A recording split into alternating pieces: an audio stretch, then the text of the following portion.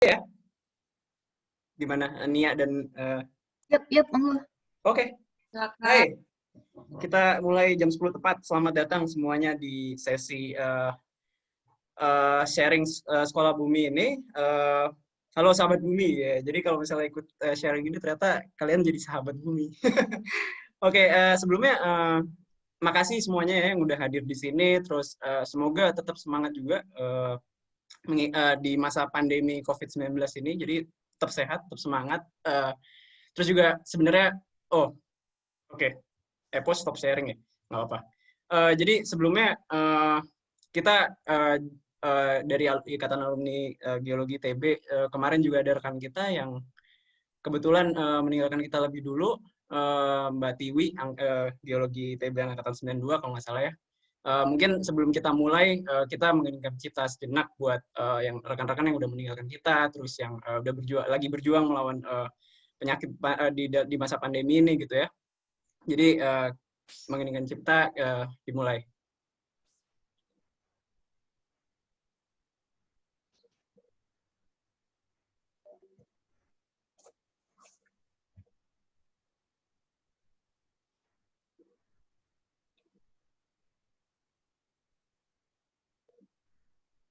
Oke, bisa diakhiri. Jadi semoga kita tetap semangat ya sekali lagi buat menjalanin aktivitas di masa pandemi ini. Anyway, sekali lagi kalau buat teman-teman yang belum hadir di sini, ada teman yang pengen hadir tapi belum hadir, tolong di-share lagi linknya ya, biar pada ikutan. Dan oke, mungkin next slide aja, Po. Jadi selamat datang di sharing tentang machine learning dan Python ini. What do you need to know? Oh, sebenarnya bukan what do you need to know sih, mungkin lebih tepatnya kayak ya apa yang bisa kita ketahui dalam waktu 1 jam karena sebenarnya banyak banget. Oke, jadi pertama-tama untuk pembicaranya di sini ada Epo nih. Epo itu adalah seorang geologis atau dia juga tenaga pengajar ya di Universitas Pertamina. Halo Epo. Terus lulusan geologi ITB angkatan 2008, dia juga udah pernah sekolah di Manchester, Petroleum Geoscience Graduate. Sebelumnya juga ada pengalaman-pengalaman di oil company ya, di Vico dan lain-lain ya. Terus habis itu kalau saya sebagai moderator alumni ITB juga geologi angkatan 2009. Jadi setahun di bawah Epo. Terus saya juga pernah sekolah di ngambil sustainable energy di Australia. Terus sekarang sebelumnya pernah kerja di Halliburton. Terus sebelumnya di Gojek. Jadi kalau bingung kenapa nih orang kerja di DBS tapi pakai lanyard Gojek karena sebelumnya saya di Gojek gitu. And yeah, it was a really fun experience di Gojek. Terus kemudian sekarang saya di sebuah bank yang lagi bertransformasi ke dunia digital ini. Oke, mungkin next slide kok. Jadi sebenarnya jadi acara ini didukung oleh Sekolah Bumi sama Ikatan Alumni Geologi ITB. So makasih ya buat pendukung acara. Jadi apa sih Sekolah Bumi itu? Jadi Sekolah Bumi itu sebenarnya adalah sebuah organisasi ya, didirikan tahun 2012. Terus dia adalah gerakan yang menjadi wadah bagi masyarakat Indonesia, mengenal dan belajar tentang ilmu bumi bersama ahli geologi di Indonesia gitu. Jadi bisa dilihat nih kegiatan-kegiatannya tuh ada kelas ilmu bumi buat anak sekolah dasar gitu ya, tuh yang di tengah. Terus habis itu ada perlombaan-perlombaan juga yang menumbuhkan ilmu kebumian. Jadi macam-macam. Waktu itu pernah ada lomba foto ya dan lain-lain gitu ya. Terus habis itu Outbound Explorer Cilik ini buat anak-anak ya yang masih kecil nih ya, masih kecil. Terus habis itu dia untuk mengenalkan ilmu geoscience ke anak-anak gitu. Terus yang terakhir juga ada workshop dan field trip tuh. Contohnya ini yang pernah saya ikut bantuin nih Pak Awang di PHM waktu itu, ada workshop geokimia petroleum. Habis itu ada field trip juga nih geologi struktur ya. Jadi itu untuk profesional, kita Sekolah Bumi juga bisa nyediain kelas dengan pengajar-pengajar yang kompeten di bidangnya. Jadi terus buat teman-teman stop follow IG-nya Sekolah Bumi, @sekolahbumi. Kayak YouTuber.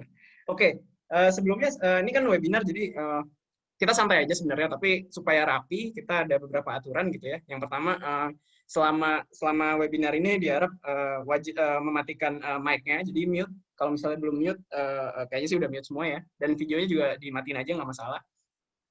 Terus habis itu webinar ini bakal direkam dan bakal diupload ke YouTube-nya Sekolah Bumi. Jadi kalau misalnya ada rekan-rekan yang nggak setuju kalau ini direkam, mohon maaf ini akan direkam. Jadi ya saya udah saya ini sebelumnya ya. Terus habis itu buat yang pengen bertanya, nanti kita ada sesi pertanyaan tanya jawab di akhir presentasi. Tapi kalau misalnya mau nanya, maksudnya mau nanya langsung aja tulis di chat gitu. Jadi daripada nanti lupa kan mau nanya apa, langsung aja tulis di chat. Habis itu nanti kita bahas bareng-bareng pertanyaannya. Jadi tadi udah ada beberapa yang bisa nyobain chat box-nya ya, dan emang udah jalan harusnya. So ya, yeah. Dan sama Epo nanti bakal ada hands-on session buat buat teman-teman yang sahabat bumi yang pengen nyobain, itu ada linknya di chat box. Itu adalah link ke notebook ya, atau ke Google Colab notebook. Bisa dicobain, jadi nggak perlu install apa-apa, bisa langsung nyobain. Anyway, sekarang let's start. Ini bakal sangat-sangat fun ya. Jadi perkenalan, gue buka dulu ya Po ya. Jadi saya buka dulu. We are living in a very exciting moment, ya nggak sih? Kayak semua ini tadinya tuh data, terus habis itu coding gitu, semuanya tuh tadinya cuma beberapa orang doang yang bisa gitu. Tapi sekarang tuh internet udah sangat cepat, terus habis itu computing power udah sangat murah. Ini nanti kita hands on, teman-teman laptopnya mau laptop dari tahun kapan tetap bisa hands on. Kenapa? Karena prosesinya ada di cloud gitu ya. Terus ilmu-ilmu buat programming atau coding itu juga udah banyak banget, dan data banyak yang di open. Jadi it's a critical junction gitu buat perubahan gitu.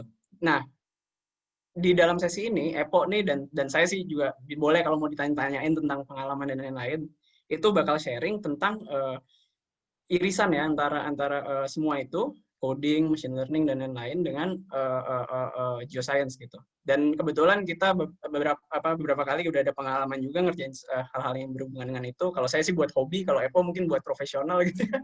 Kalau saya kan sekarang kerja di bank gitu kan, jadi buat hobi aja gitu. Anyway, jadi ya, Epo bisa mulai mungkin ya. Oke, Afi, makasih atas introduction-nya. Jadi intinya sih gini, kita sebagai geologist, saya ya, kemudian Afi juga, dan mungkin beberapa teman juga mengalami hal yang serupa. Jadi namanya mata kuliah di geologi itu kita sangat minimal sekali berhubungan dengan numerical process gitu ya. Jadi coding, matematik, statistik itu ada, tapi minimal sekali gitu ya pengajarannya. Nah, pengajarannya minimal, apalagi dalam aplikasinya gitu ya. Jadi for most of the time kita kebanyakan menggunakan software yang dibuat oleh orang lain, kemudian kita gunakan software itu untuk solving our problem gitu ya. Tapi sebetulnya software itu digunakan untuk menyelesaikan permasalahan kita. Cuman pertanyaannya adalah mengapa kita harus pakai software orang dan sejenisnya gitu? Karena kita nggak bisa buatnya gitu. Kenapa kita nggak bisa buat? Karena itu sulit. Zaman dulu sulit, tapi sekarang dengan adanya Python semuanya menjadi begitu mudah gitu ya. Jadi motivasi saya memberikan materi sekarang ini adalah ingin mendrive gitu ya teman-teman geologis kalian di luar sana bahwa kita tuh punya tools yang namanya Python yang bisa mengerjakan machine learning, data science, dan everything else, dan itu bakal bisa digunakan untuk membantu pekerjaan kita sehari-hari ya. Tidak mesti sesuatu yang sangat kompleks gitu ya, tidak mesti kayak machine learning, big data, that kind of things. Hal simple seperti automatic well reporting saja gitu, itu bisa dikerjakan dengan Python. Jadi bayangkan, seandainya kita punya 2000 sumur, kemudian kita diminta untuk membuat report yang masing-masing sumurnya, yang di dalam report itu isinya adalah coba jelaskan log apa saja yang ada di dalam sumur, kemudian nilai maksimum, minimum, mediannya itu berapa. Nah, itu kalau kita kerjakan dengan software yang ada sekarang, itu bisa jadi softwarenya nggak kompatibel ya, maksudnya tidak ada option untuk itu, tapi karena tidak ada, mau nggak mau kita harus mengerjakan manual ya, dengan Microsoft Excel dan sejenisnya, atau bahkan kita mengerjakan pakai Microsoft Word. Tapi dengan Python itu bisa dikerjakan dengan sangat mudah, hanya perlu beberapa line code saja gitu. Okay? Jadi intinya kita punya tools, kita punya geoscience, dan kita gabungkan tools dengan geoscience kita untuk create something interesting gitu ya. Oke, nah nggak bakal lama paling ya, 30 1 jam. menit, 1 jam 30 menit lah presentasinya. Nanti kita bakal ada hands on juga, kita bakal lama di hands on mungkin ya. Yang akan saya sampaikan di sini, coba kita kenalan dulu apa sih Python, kenapa itu begitu beken gitu ya. Kemudian kita pelajari juga apa yang disebut dengan machine learning sama data science gitu. Nah, ketiga-tiganya ini terminologi yang cukup baru ya untuk geoscientist, geologis khususnya di Indonesia. Nah, kemudian kita connect-kan antara ketiga hal ini dengan geologis, kira-kira bagaimana si tie point-nya begitu. Nah, kemudian nanti saya akan ceritakan juga beberapa pengalaman saya menggunakan Python, machine learning, dan data science untuk pekerjaan geologi ya. Nggak mesti yang kompleks ya, as simple as XRD data plotting gitu, plotting data gitu ya. Kita bisa aja pakai Microsoft Excel gitu, tapi lama gitu. Tapi sekarang ini kalau pakai Python kita bisa ngerjakan sekaligus untuk 1000 data dan seterusnya gitu ya, tanpa harus pusing. Kalau menurut saya sih, kalau misalnya di sini ada rekan-rekan yang masih mahasiswa nih, terus lagi mengerjain tesisnya gitu, coba ya mulai, tadi yang Epo bilang kayak, mungkin orang biasanya ngeplot pakai Excel gitu, datanya nggak usah banyak-banyak, coba plot pakai R, pakai Python gitu, itu bisa gitu. Iya, betul. Jadi, as simple as data plotting aja. Soalnya itu paling powerful dari Python menurut saya adalah data visualisasi ya, plotting data gitu. Plotting data mulai dari data biasa ya, XRD, Weblock, dan segala macam, sampai spatial Weblock data gitu. Bahkan kalau mau dibuat dashboard gitu ya, kalau misalkan mau ngulik, nanti kita bakal lihat apa itu dashboard, kemudian advanced visualization seperti apa. Kemudian Weblock data QC ini ya, ini yang jadi problem utama di dunia migas biasanya.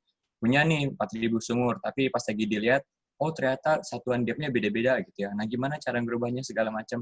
Nah, itu kita perlu data summary ya, data summary dari semua Weblock yang ada di lapangan tersebut. Nah, ini pakai Python bisa sekali run jadi semua gitu. Nanti ada demonya juga nih kedua-duanya. Nggak usah khawatir. Nah, kemudian terakhir keduanya ini ada yang literally prediction, yang satu pakai machine learning, satu yang lain nggak pakai machine learning. Kita bakal lihat nanti kira-kira yang bagus yang mana, pakai machine learning atau tidak. Well, sebagai geologis saya sih prefer kerjakan secara manual gitu ya. Tapi at the end ketika kita memiliki so much well, kita nggak bakal sempat untuk mengerjakan sumur satu demi satu. Nah, ada cara smartnya kita gunakan machine learning. Tapi ada batasannya machine learning itu. Machine learning itu bukan black magic ya. Jadi, we need a very good source, we need a very good material to learn for the machine, sehingga kita bakal memiliki model yang bagus itu. Kita bakal bahas tentang itu ke belakangan. Nah, sekarang kita lihat dulu, apa itu Python ya? Jadi, Python itu adalah general purpose programming language ya. Jadi bahasa pemrograman yang general purpose. Jadi dia bukan untuk biologi, bukan untuk geologi, bukan untuk something spesifik. Itu general sekali ya. Kemudian kalau general isinya apa? Isinya ya cuman apa namanya data input output, kemudian syntax, debugging dan segala macam. Tapi bedanya antara Python dengan software pemrograman yang lain di luar sana adalah pertama, free. Well, semua bahasa pemrograman pada umumnya free ya, tapi ada beberapa yang sangat mudah sekali digunakan, tapi berbayar, contohnya MATLAB dan segala macam itu. Oke. Nah, Python itu mudah, kemudian gratis. Ya, dan dia dikembangin dengan open source ya. Jadi kayak banyak orang yang contribute gitu buat project ini gitu. Iya, jadi selain dia murah, kemudian dia sangat mudah sekali dipakai. Nanti kita bakal lihat perbandingannya antara bahasa Python dengan yang lain ya. Sekompleks apa bahasa lain dan semudah apa Python. Kemudian fast to deploy maksudnya adalah kalau misalkan kita mengembangkan software, kadang-kadang kita ada tuh yang kayak, oh ini ganti baris ini, ganti kode ini, ganti kode ini. Nah, ketika kita ganti-ganti, Python itu tidak perlu di-compile, jadinya ketika kita ganti bisa langsung kita implementasikan di apa namanya di big framework-nya gitu. Jadi tidak perlu apa ya tidak perlu di-compile semuanya dulu untuk jadi sebuah software. Tapi ada kekurangannya. Kekurangannya itu adalah very slow, bukan very slow ya, slow in computation kalau dibandingkan dengan bahasa pemrograman yang lain. Seperti C++, kemudian apalagi ya, R dan segala macam. Python itu relatif lebih lambat dibandingkan bahasa pemrograman yang lain. Ya, Oke. Nah, ini perbandingannya nih antara Python versus bahasa pemrograman yang lain. Di kiri atas ini kita punya Python, di kanan atas ini kita punya C. Jadi kalau kita ingin melakukan perintah debugging gitu ya untuk menulis hello world di Python kita cuma butuh satu baris seperti ini saja, kemudian selesai. Tapi kalau di C itu kita harus banyak ketikannya gitu ya. Ya. Dan ini kurang intuitif nih ya kalau di C. Maksudnya apa? Kita punya in main. Ini artinya apa nih ya? Ini tidak seperti bahasa manusia pada umumnya. Tapi kalau di sini sederhana sekali ya. Walaupun tidak seperti bahasa manusia, tapi secara harfiah masih bisa dipahami gitu ya. Jadi print, apa yang di print, hello world gitu. Tapi kalau di sini kan print, apa yang di print, hello world, tapi di atas sama di bawahnya itu masih ada embel-embelnya begitulah. Sama juga dengan ini ya, di sini kita punya Java, kita punya Python. Di sini case-nya adalah kita ingin membuka data. Kalau di Python, simpel sekali ya, kita tinggal masukkan variabel, open, kemudian nama filenya seperti apa. Setelah di-open, di-read gitu ya. Java ini harusnya ada beberapa baris lagi ke bawah, tapi saya crop. Intinya adalah pertama kita define dulu something else dan segala macam. Intinya kurang intuitif lah dalam penggunaannya gitu ya. Oke. Jadi kesimpulannya adalah buat orang yang baru mulai itu belajar Python ini emang enak banget sih. Jadi kita bisa lebih fokus ke algoritmanya gitu. Kita mau bangun apa sebenarnya. Jadi nggak perlu mikir sintaksnya harus gini ya, harus gitu ya, harus ada titiknya di sini ya, harus ada komanya di situ. Nggak terlalu kayak gitu. Jadi nggak terlalu rigid ya, jadi agak-agak gampang. Itu tuh, jadi itu kelebihan dari Python ya, jadi seperti itu. Nah, tapi tadi sempat dibilang juga seberapa lambat sih Python gitu. Native Python, maksudnya pure Python itu emang relatif lambat gitu, tapi Python itu sangat fleksibel sekali. Jadi dalam artian walaupun dia judulnya Python, tapi in the back end-nya dia bisa menjalankan C juga. Jadi istilahnya gini, mukanya Python, tapi mesin di belakangnya dia pakai C++, pakai Fortran dan yang lain-lainnya, sehingga jadi kecepatan dari Python-nya itu bisa di-boost dengan cara-cara seperti itu ya. Contohnya kita punya library namanya NumPy. Kalau tidak salah NumPy itu back-end-nya adalah C. Jadi walaupun dia digunakan di Python, tapi dia tetap pakai C juga in the background.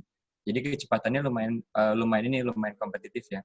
Selain itu juga kita bisa porting antara Python dengan C compiler namanya Cython gitu ya. Atau pakai Numba itu disebutnya. Dengan itu masalah kecepatan sudah tidak jadi masalah lagi ya. Jadi Python udah jadi kayak overall good lah. Cuman ya itu aja. Apa ya? Nggak ada apa-apa. Jadi gitu ya, itu Python tuh.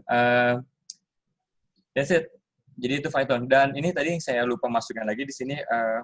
Python itu dia karena dia gratis dan open source, kontributornya itu bisa dari manapun ya. Jadi misalkan teman-teman gitu lagi belajar coding, kemudian kepikiran, kayaknya bagus ya bikin coding untuk analisa XRD gitu ya, kayak gitu, crystallinity, composition, dan segala macam. Bikin aja kodenya gitu. Habis bikin kodenya, nanti kita simpan di repositorinya Python, namanya pip atau conda gitu. Nanti orang-orang bisa tuh pakai kode teman-teman semua gitu. Oke? Jadi seperti itu. Nah, karena ini mudah sekali ya bahasa pemrogramannya, jadi hampir semua orang itu bisa membuat program. Jadi orang-orang kayak saya gitu punya ide, kayaknya bisa nih saya bikin kode, bikin tarik kelurusan dari DEM gitu, kemudian saya simpan di pip. Nah, nanti kan banyak yang pakai. Nanti habis yang pakai gitu kepikiran untuk kembangin something else lagi dari kode yang saya kembangkan, silakan gitu ya. Jadi kita di Python punya continuous development yang bagus sekali ya dari community. Jadi itu salah satu bedanya kalau misalnya kita pakai program yang proprietary terus closed source gitu ya. Jadi kita harus bergantung sama siapapun yang supply itu versus sesuatu yang open source gitu. Di mana semua orang contribute. Jadi dan semua orang pasti pernah ngalamin masalah yang kita alamin. Jadi pasti ada yang bantu dan pasti ada, kalau googling tuh pasti ada ininya, pemecahannya gitu. Itu yang enak sih sebenarnya. Iya. Sama ini ya Vi ya, karena ada library yang karena murah, jadi orang-orang banyak yang ngembangin library, termasuk ada library untuk machine learning, untuk apa segala macam. Nah, itu yang bikin Python menjadi sangat menarik. Yep. Nah, sekarang itu kurang lebih tentang Python. Nanti kita bakal lihat lagi apa itu Python dengan hands-on. Tapi sekarang kita coba bahas tentang istilah yang lain, disebut dengan data science. Jadi data science itu nggak tahu ya, saya sebutnya new terminologi karena emang baru 2 tahun terakhir ini saya dengar gitu. Tapi sebetulnya mungkin sudah exist for a very long time gitu ya, cuman saya aja kudet gitu ya.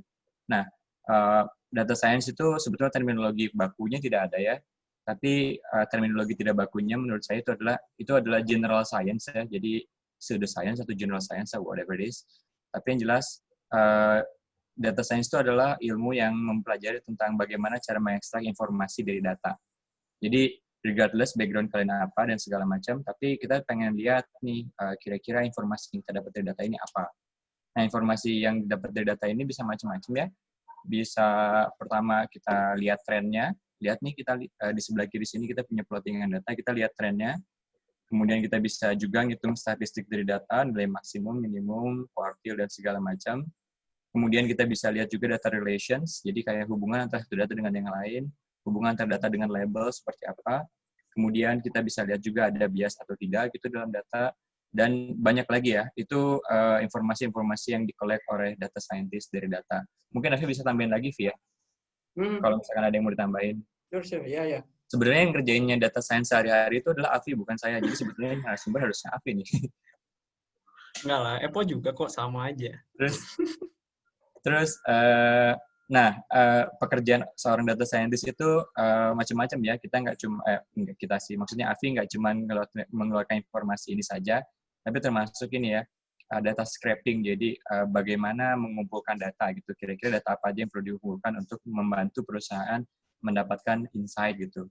Kemudian merapikan data-data atau membuang data-data yang jelek gitu ya. Kemudian melakukan feature engineering. Apa itu feature engineering? Dalam tanda kutip, kita menambahkan sebuah data dari data-data yang ada gitu. Kalau di petrophysics misalkan, kita punya neutron sama density. Nah, feature engineering itu contohnya adalah kita buat neutron density porosity gitu. Nah, neutron density porosity itu di-drive dari neutron sama density. Kalau di Gojek atau di perusahaan lain mungkin nggak tahu ya, mungkin ada ongkos sama jarak, terus nanti ada kepuasan atau apalah gitu, nanti ada parameter yang lain. Mohon maaf, Vi, saya ngarang, Vi. Nanti aku bisa tambahin kali. Bagus itu, lulus nih, kamu lulus jadi data analis Gojek. Tapi ini menarik sih, soal Epo, tentang Epo, data scientist work might includes apa aja gitu ya. Jadi kalau pengalaman saya sih, maksudnya kalau misalnya kita udah di organisasi yang datanya udah rapi nih, misalnya kemarin saya pernah di Gojek gitu kan, itu benar-benar data scientist itu adalah user dari data warehouse yang udah rapi gitu. Jadi kita bisa fokus ke misalnya di sini visualisasi, terus fitur engineering, dan mungkin sometimes nge-build model machine learning gitu ya, atau bikin dashboard dan lain-lain. Tapi kalau misalnya sekarang saya ada di organisasi yang lagi transforming gitu ya. Jadi itu mungkin tantangan buat beberapa teman-teman di sini yang ada di company yang udah lama gitu ya.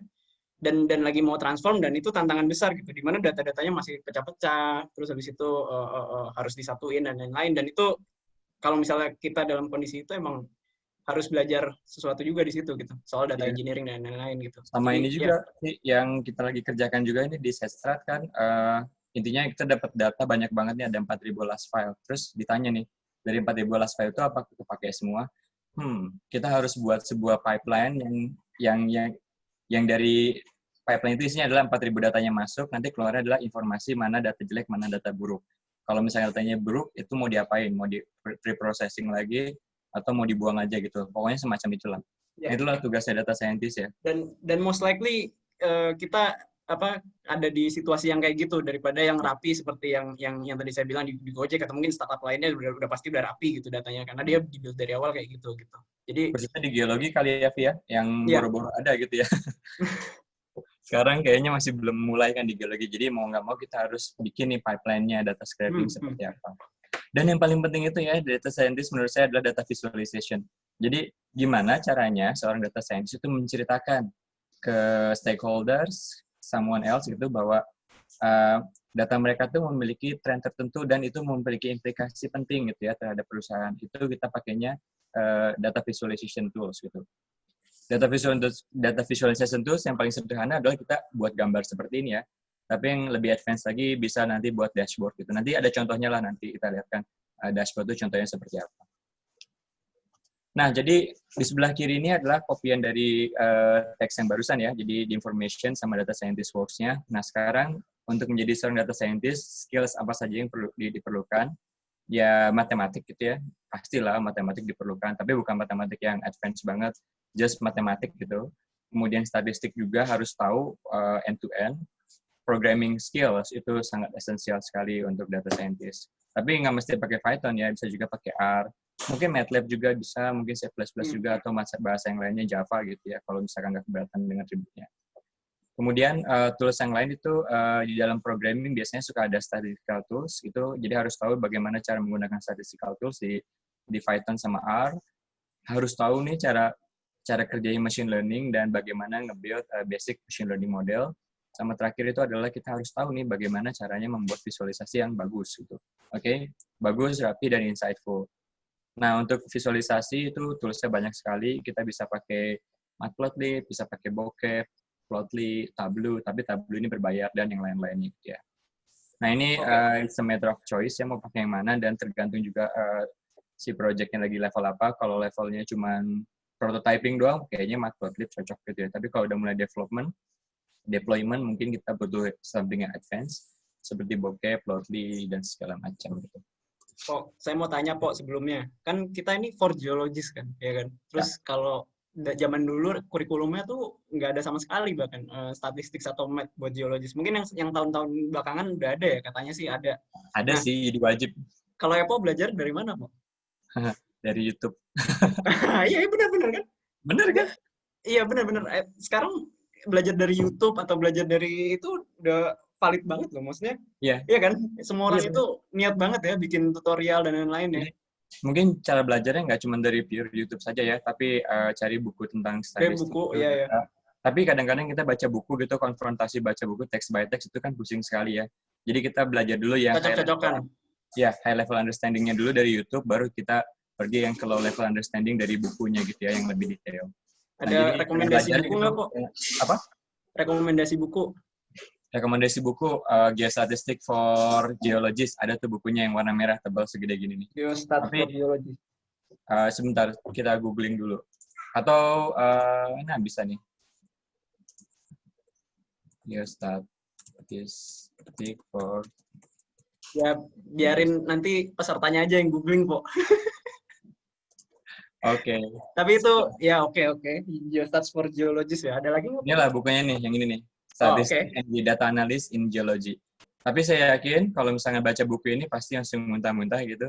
Jadi mendingan belajar yang high level understanding dulu ya di YouTube, yang ada gambar-gambarnya, baru terjun ke sini. Nah, itu bakal jauh lebih mudah dipahami.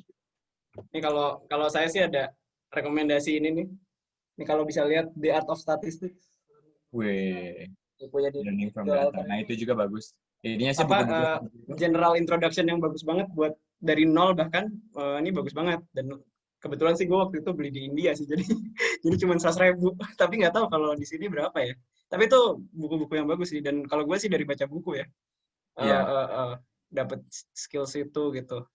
Atau langsung langsung nyobain. Ya.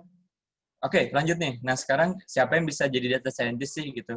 Jadi sebetulnya siapapun bisa jadi data scientist, asal kita punya yang namanya domain expertise. Apa itu domain expertise itu atau domain knowledge? Itu adalah specific knowledge yang membahas tentang satu spesifik data gitu ya. Jadi data scientist itu dia general terminologi, tapi nanti ada spesifikasinya lagi, misalkan data scientist for geological data, data scientist for geophysical data, data scientist for medical data, dan sejenisnya gitu. Jadi intinya data scientist itu general methods atau general science, tapi itu harus ada yang namanya domain expertise-nya, jadi topiknya apa gitu ya. Nah, di sini ada kalimat itu ya, kalau dibaca, geologist might become a very good data scientist for geological data.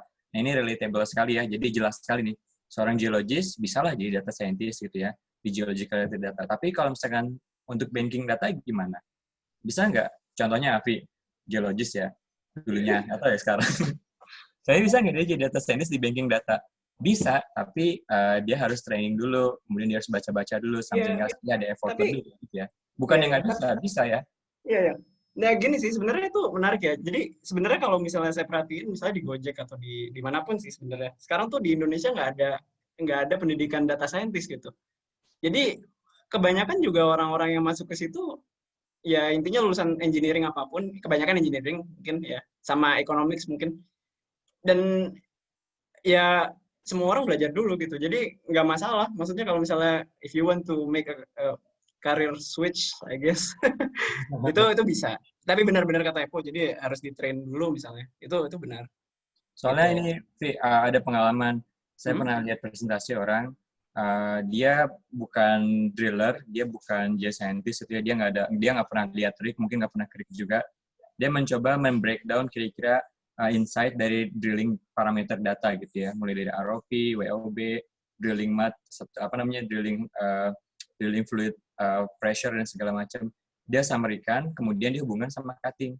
Jadi dia kesimpulannya adalah kesimpulan dia kayak gini nih kata-katanya, bahwa ROP menentukan jenis litologi. Sebetulnya betul ya, ada hubungan antara ROP sama litologi, tapi kata-katanya bukan ROP menentukan jenis litologi. You know what I mean? Litologi itu given dari sananya seperti itu dan bukan ditentukan oleh ROP. ROP itu adalah bacaan dari bla bla bla. Tapi intinya secara apa ya? Secara meaning itu berbeda ya kalau kita bilang hal seperti itu. Nah, itulah kenapa kita perlu domain knowledge dalam mengerjakan data-data gitu ya. Jadi untuk banking data geologis bisa, tapi harus belajar dulu ya. Apa itu data-datanya, kemudian data behavior, user behavior, dan everything else gitu. Nah, sekarang coba kita lihat sedikit tentang machine learning ya. Jadi machine learning in shorts, kita bisa bilang itu adalah toolkit ya. Ini bukan tool, itu toolkit. Jadi kayak various kind of things, yang bisa digunakan scientist untuk membuat prediksi ya. Jadi kita punya data, kemudian kita melakukan prediksi. Nah, tipe-tipe prediksi apa sih yang bisa dikerjakan? Ada yang namanya regresi, ada yang namanya klasifikasi, ada yang namanya clustering gitu ya. Oke. Machine learning itu super mudah sekali ya, tapi something yang perlu kita highlight adalah machine learning itu tadi saya bilang sangat mudah, tapi again yang susah itu adalah providing the data. Oke. Jadi make sure ketika kita punya mesin di sebelah kiri ini, kemudian dia akan learning, kasihlah contoh yang bagus gitu ya. Jadi jangan sampai contohnya jelek. Kalau misalkan contohnya jelek, nanti mesinnya dia nggak bakal belajar. Jadi seperti itu. Anyway, nanti kita lihat nih apa bedanya antara regression, classification, sama clustering. Yang dua pertama ini kita sebut sebagai supervised classification. Jadi apa yang dimaksud dengan supervised classification adalah machine learning akan melakukan prediksi, tapi untuk melakukan prediksi kita harus kasih dulu contoh. Oke, contohnya kita sebut sebagai label gitu ya. Yeah. Nah, tadi saya seperti bilang, kalau contohnya jelek, nanti mesinnya belajar yang jelek-jelek gitu ya. Kalau mesinnya belajar yang jelek-jelek, outputnya gimana? Pasti bakal jelek juga gitu. Oke, jadi dalam machine learning, make sure input yang diberikan ke dalam mesin itu adalah data-data yang bagus sekali, yang high quality, yang unbiased, dan segala macam gitu. Oke, jadi ketika kita training, mesinnya itu bakal belajar dengan sangat baik. So, oke, mau machine learning, mau deep learning, sama itu prinsipnya hampir sama. Yang membedakan adalah kalau deep learning itu kita bisa buat hidden layers yang banyak sekali gitu, tapi kalau machine learning simply algoritma, masukkan, kemudian outputnya seperti apa. Nah, ada juga disebut dengan clustering nih. Clustering itu adalah classification, tapi kita tidak perlu contoh dulu sebelumnya. Jadi let the machine divides the data according to data spatial data relationship dan seterusnya. Nah, ini ada 3 case ya, classification, regress, sama clustering. Ini kita punya data dalam X sama Y axis, jadi 2 dimensi datanya. Nah, untuk classification itu kita harus memberikan label dulu. Jadi kita harus memberitahu dulu di sini warna hijau, kemudian di sini kuning gitu. Regression, yang penting kita punya hubungan antara X sama Y, kemudian atau dimensi lainnya. Kemudian clustering itu kita cuma perlu memberikan informasi X, Y, Z, dan seterusnya gitu ya. Jadi tidak perlu label.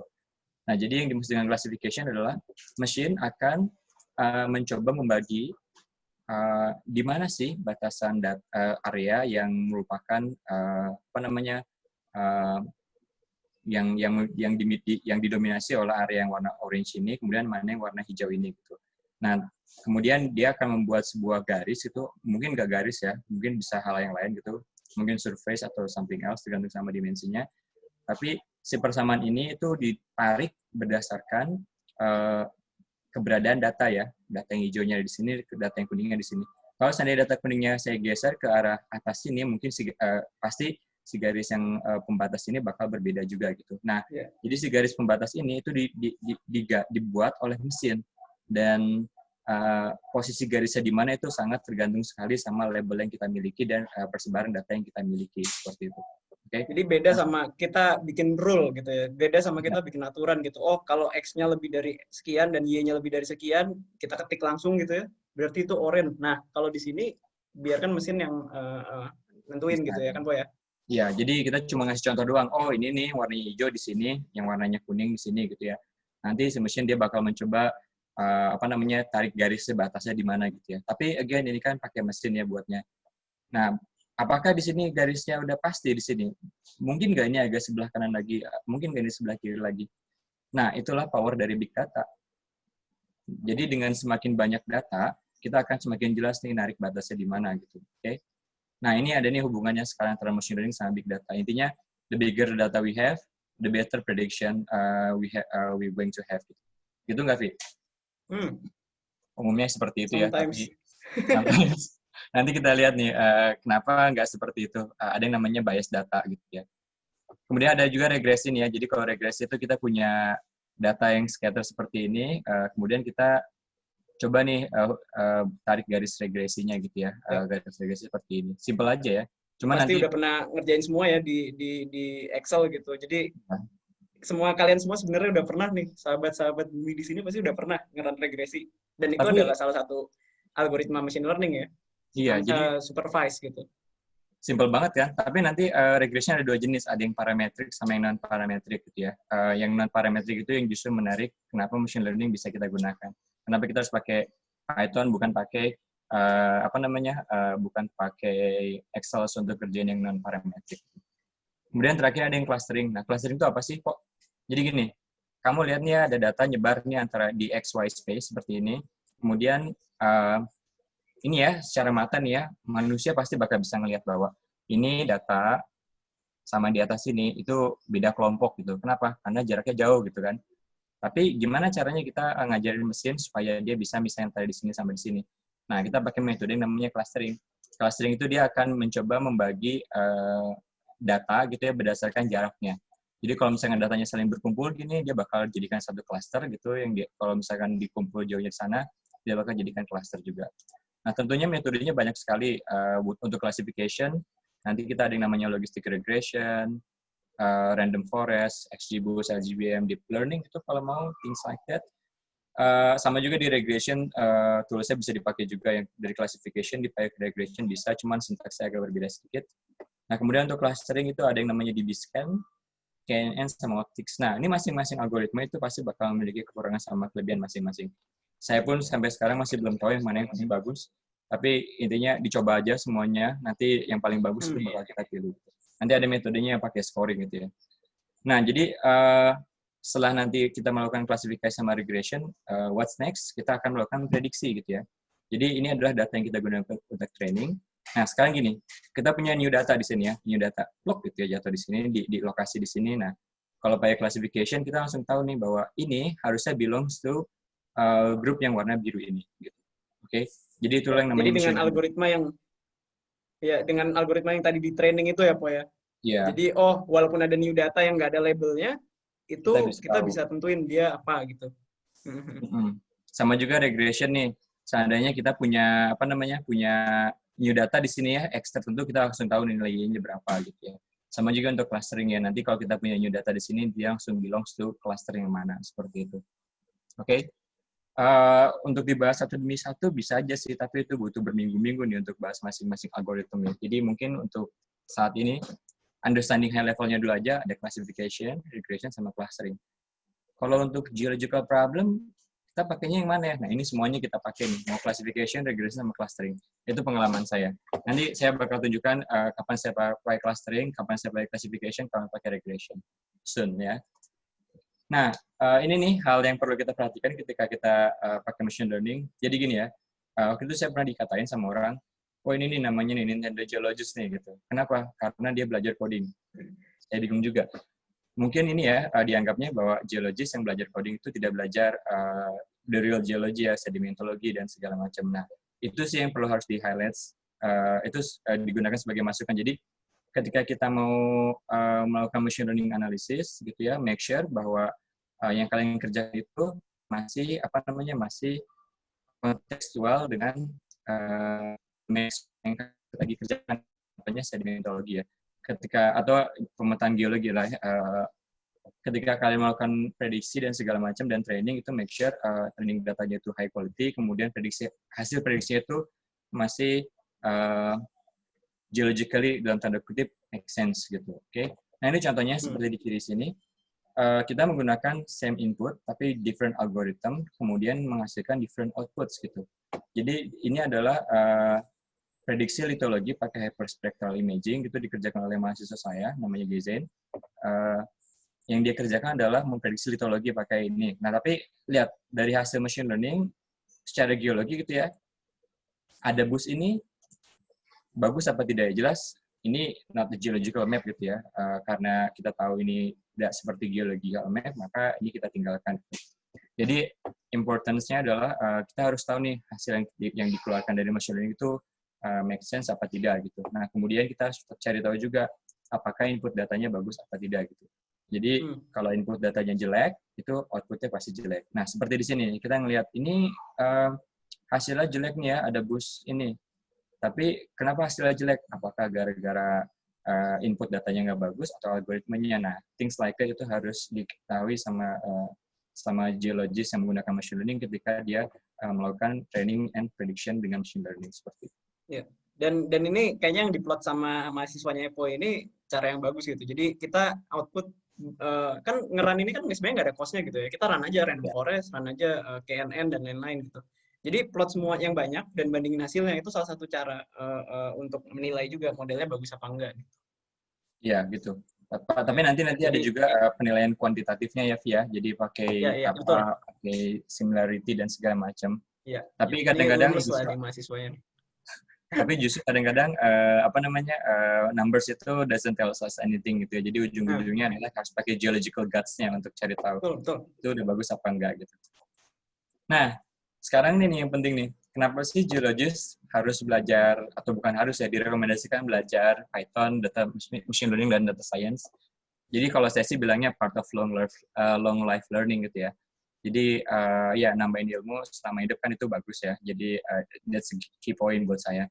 Tapi kalau buat yang lain, gini ya, mungkin udah jadi rahasia umum ya kalau sekarang kerjaan geologi susah sekali gitu.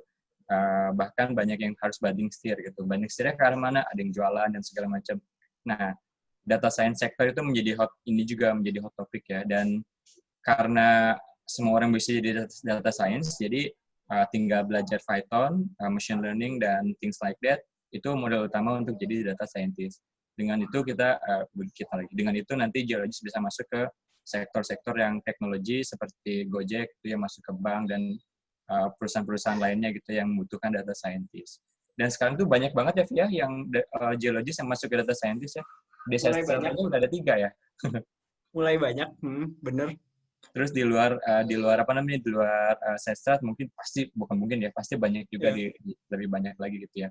Cuman ya, dan maksudnya itu sesuatu yang menarik kok. Maksud gue ya oke lah, misalnya lo cinta sama geologi gitu, itu lo tetap bisa jalanin buat semacam hobi gitu. Misalnya gue ketemu sama Epo gitu, terus kita ngerjain sesuatu project bersama, itu masih bisa gitu. Dan biasanya pada umumnya perusahaan yang butuh data scientist itu adalah perusahaan-perusahaan yang ya transform gitu ya, benar-benar udah kekinian banget lah ibaratnya. Jadi asik buat belajar, asik buat implement sesuatu gitu. So ya menarik sih. Terus ini lagi yang menarik adalah kan perusahaan-perusahaan geologi seperti tambang, kemudian perminyakan itu kan belum transform ke digital ya. Jadi seandainya nanti mereka harus transform ke digital, nah mau nggak mau mereka akan cari data scientist gitu ya. Jadi kalian bisa curi start dari sekarang jadi data scientist di perusahaan geologi yang lagi transform. Jadi mungkin teman-teman pernah nggak dengar ya ada perusahaan, ada holding namanya MindID itu. Coba ya di sini saya mau holdingnya pertambangan itu kan, BUMN pertambangan ya? Ya, ini holdingnya pertambangan. Jadi kayak perusahaan-perusahaan pertambangan di Indonesia tuh holdingnya ini nih, dan dia lagi mau melakukan digital transformation. Jadi apa yang dilakukan sama MindID adalah mereka melakukan lomba-lomba hackathon gitulah untuk untuk providing the best solution untuk perusahaan mereka. Yeah. Nah itu bisa juga digunakan seperti itu.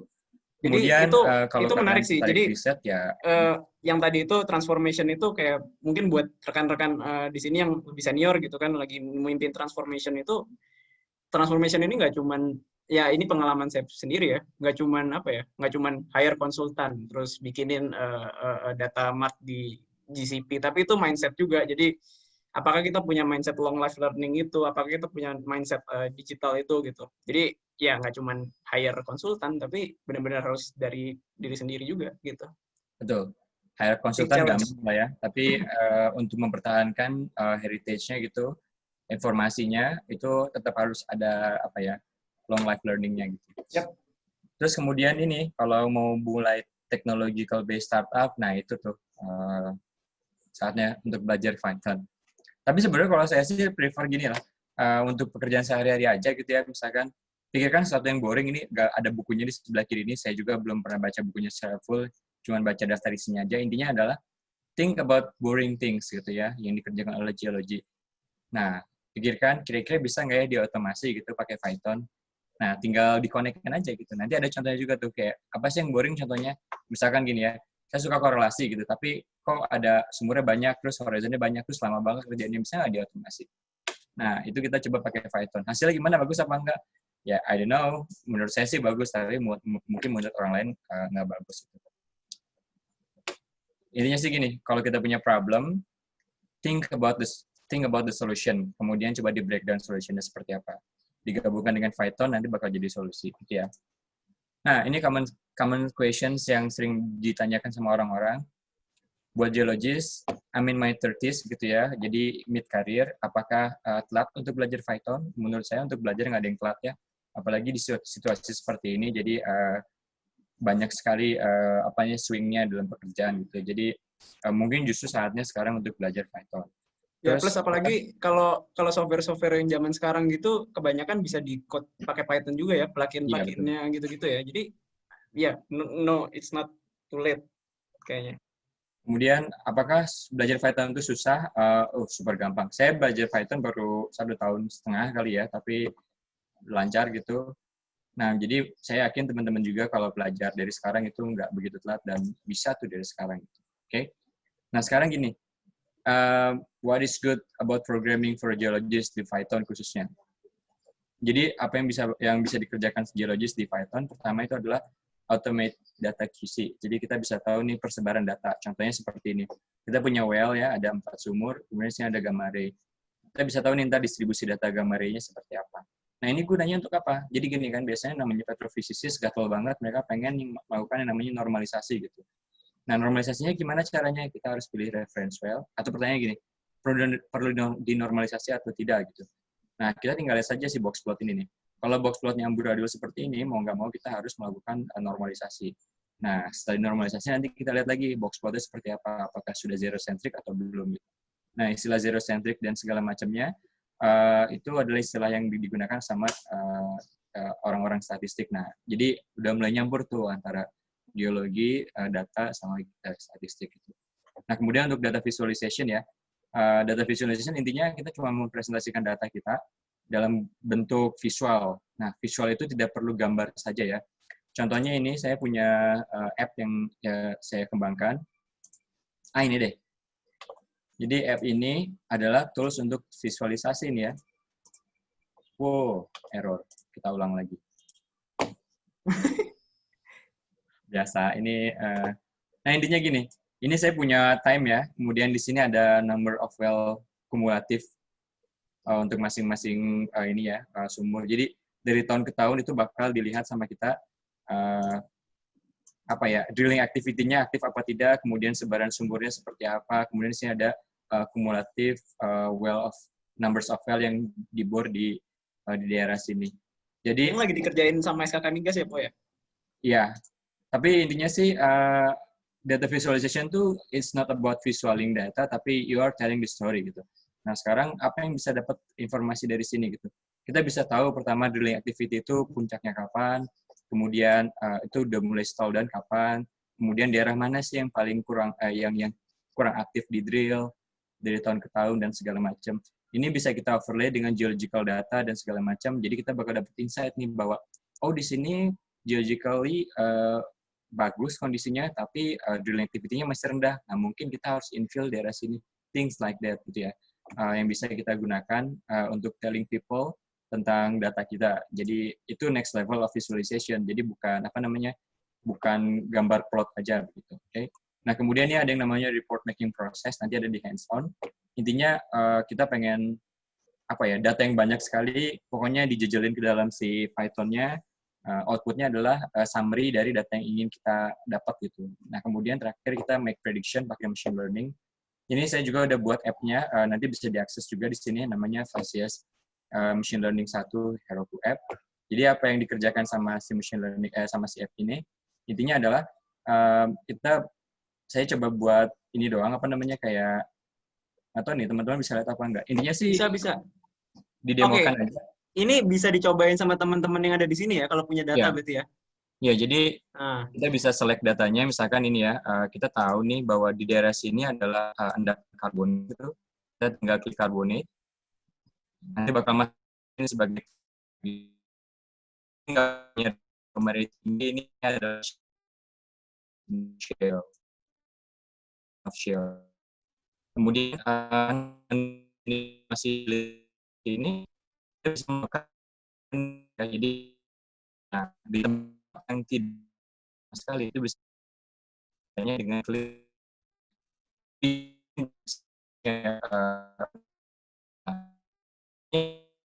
kita buat hal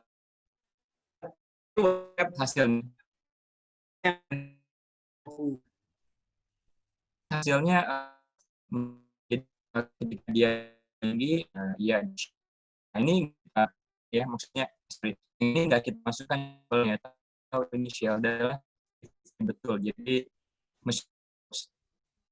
ada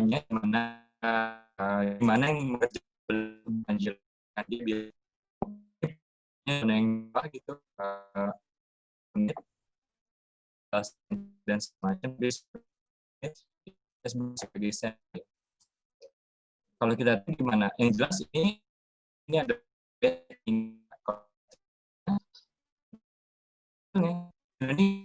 prediksi garbage in, garbage ada dan kita harus punya bagus dulu kita main machine learning. Ini cuma buat geologi. Kalau ada orang kami dari fase sendiri dengan suruh belajar dulu. Oke, geologi mau suruh belajar dulu harus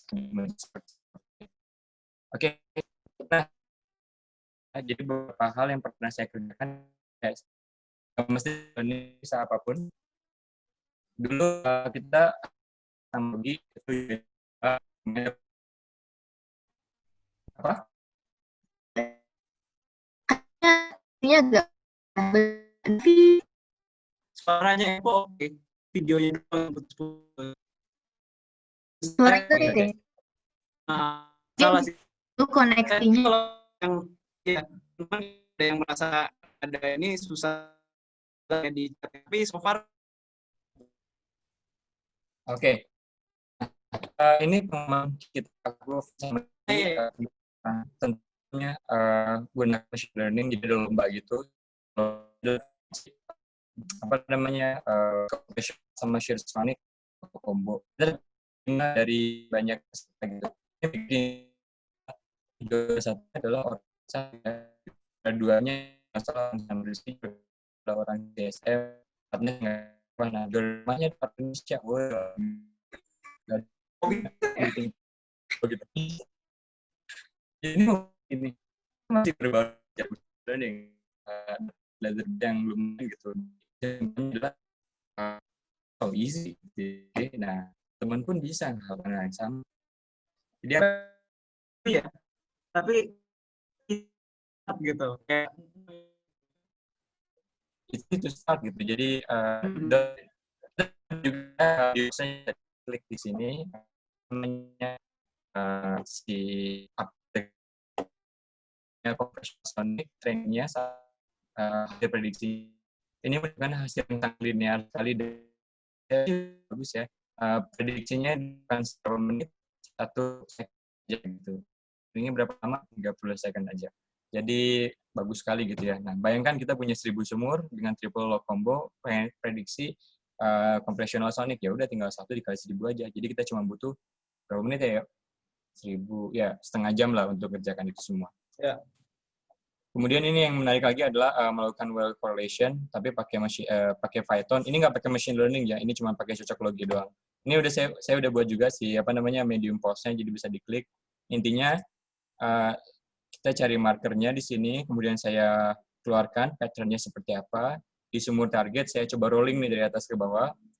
Kemudian saya buat scoring di sini, scoring kecocokannya. Kalau cocoknya bagus, sama persis, skornya tinggi. Nah, dari hasil skornya dibilang bahwa, oh di kedalaman sini skornya paling tinggi nih, Po. Oke, jadi kita gunakan ini sebagai kandidat marker yang di target well. Ini kan cuma pakai 1 sumur, 1 horizon.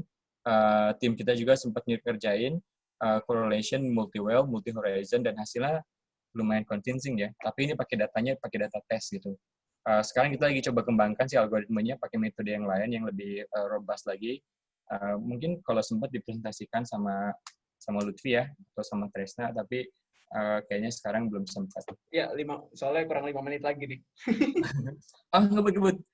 Para sequence identification. Jadi pakai Python juga nih buat sedimentologist tuh ya yang doyan sequence-sequenan, kita bisa identifikasi nih kira-kira batas para sequence-nya di mana. Nah, ini kan kelihatan banget ya. Halus, kasar, halus, kasar, halus, kasar. Nah, ini subject for sequence stratigraphic correlation juga gitu ya. Nah, kita bisa gunakan si hal-hal kayak gini lah untuk ngerjain Python.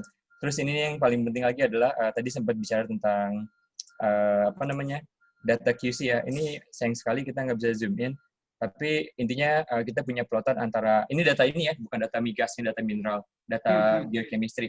Kita punya AU sama CU plotan. Nah, AU sama CU-nya dapat dari tes geochemistry ya. Ada ICP-MS, OES, kemudian dan segala macam. Mungkin buat orang yang non-mineral nganggapnya gini ya, oh semua tes sama saja gitu ya. Tapi setelah kita plot datanya semuanya, itu kita lihat, oh kita lihat tren ya di sini ada trennya di sebelah kiri, trennya di sebelah kanan dan segala macam. Nah, ternyata persebaran ini bukan terjadi karena faktor geologi, tapi terjadi karena metodenya berbeda gitu ya. Nah, jadi kita kalau misalkan tahu datanya dikontrol sama metodenya, jangan gunakan data ini untuk training dataset gitu. Nah, itu ya gunanya kita data QC ya di dalam machine learning. Nah, kemudian ini facies mapping udah dibuat juga di medium pulse, jadi tinggal diklik saja. Intinya kita punya data, kita buat facies model. Nah, lihat kalau dari sini hasil prediksinya, hasilnya bagus banget ya, garisnya tegas gitu. Tapi secara geologi doesn't make sense gitu. Oke. Nah, gimana caranya kita make this more geological make sense? Kita coba randomize, kemudian hasil terakhirnya seperti ini. Saya yakin nih di antara semua geologis pasti setuju yang di kanan ini lebih make sense daripada yang di kiri ini gitu ya. Oke. Kecuali kalau belum belajar sedimentologi nih, Ampun Pak dosen. Terus selain 2D kita bisa juga buat 3 dimensi kode kalau mau, cuman agak sedikit kompleks codingnya dan segala macam. Nah, ini yang menarik juga kita bisa yang saya pernah kerjakan adalah dari SRTM nih saya coba tarik kelurusan. Sebetulnya udah banyak nih software komersil di sana yang ngerjakan hal yang sama gitu. Tapi itu komersil ya, bayar gitu. Nah, ini saya pengennya gratis karena saya bokeh gitu. Jadi mau nggak mau saya coba ngembangin algoritma sendiri dan hasilnya lumayan ya. Masih banyak sih yang harus diperbaiki, tapi udah cukup bagus. Dan selain saya tarik garis kelurusan, saya bisa bikin juga density map dari fractures-nya gitu. Dan saya bisa bedain, ada yang warnanya hijau, biru. Nah, hijau biru itu dibedakan berdasarkan orientasinya.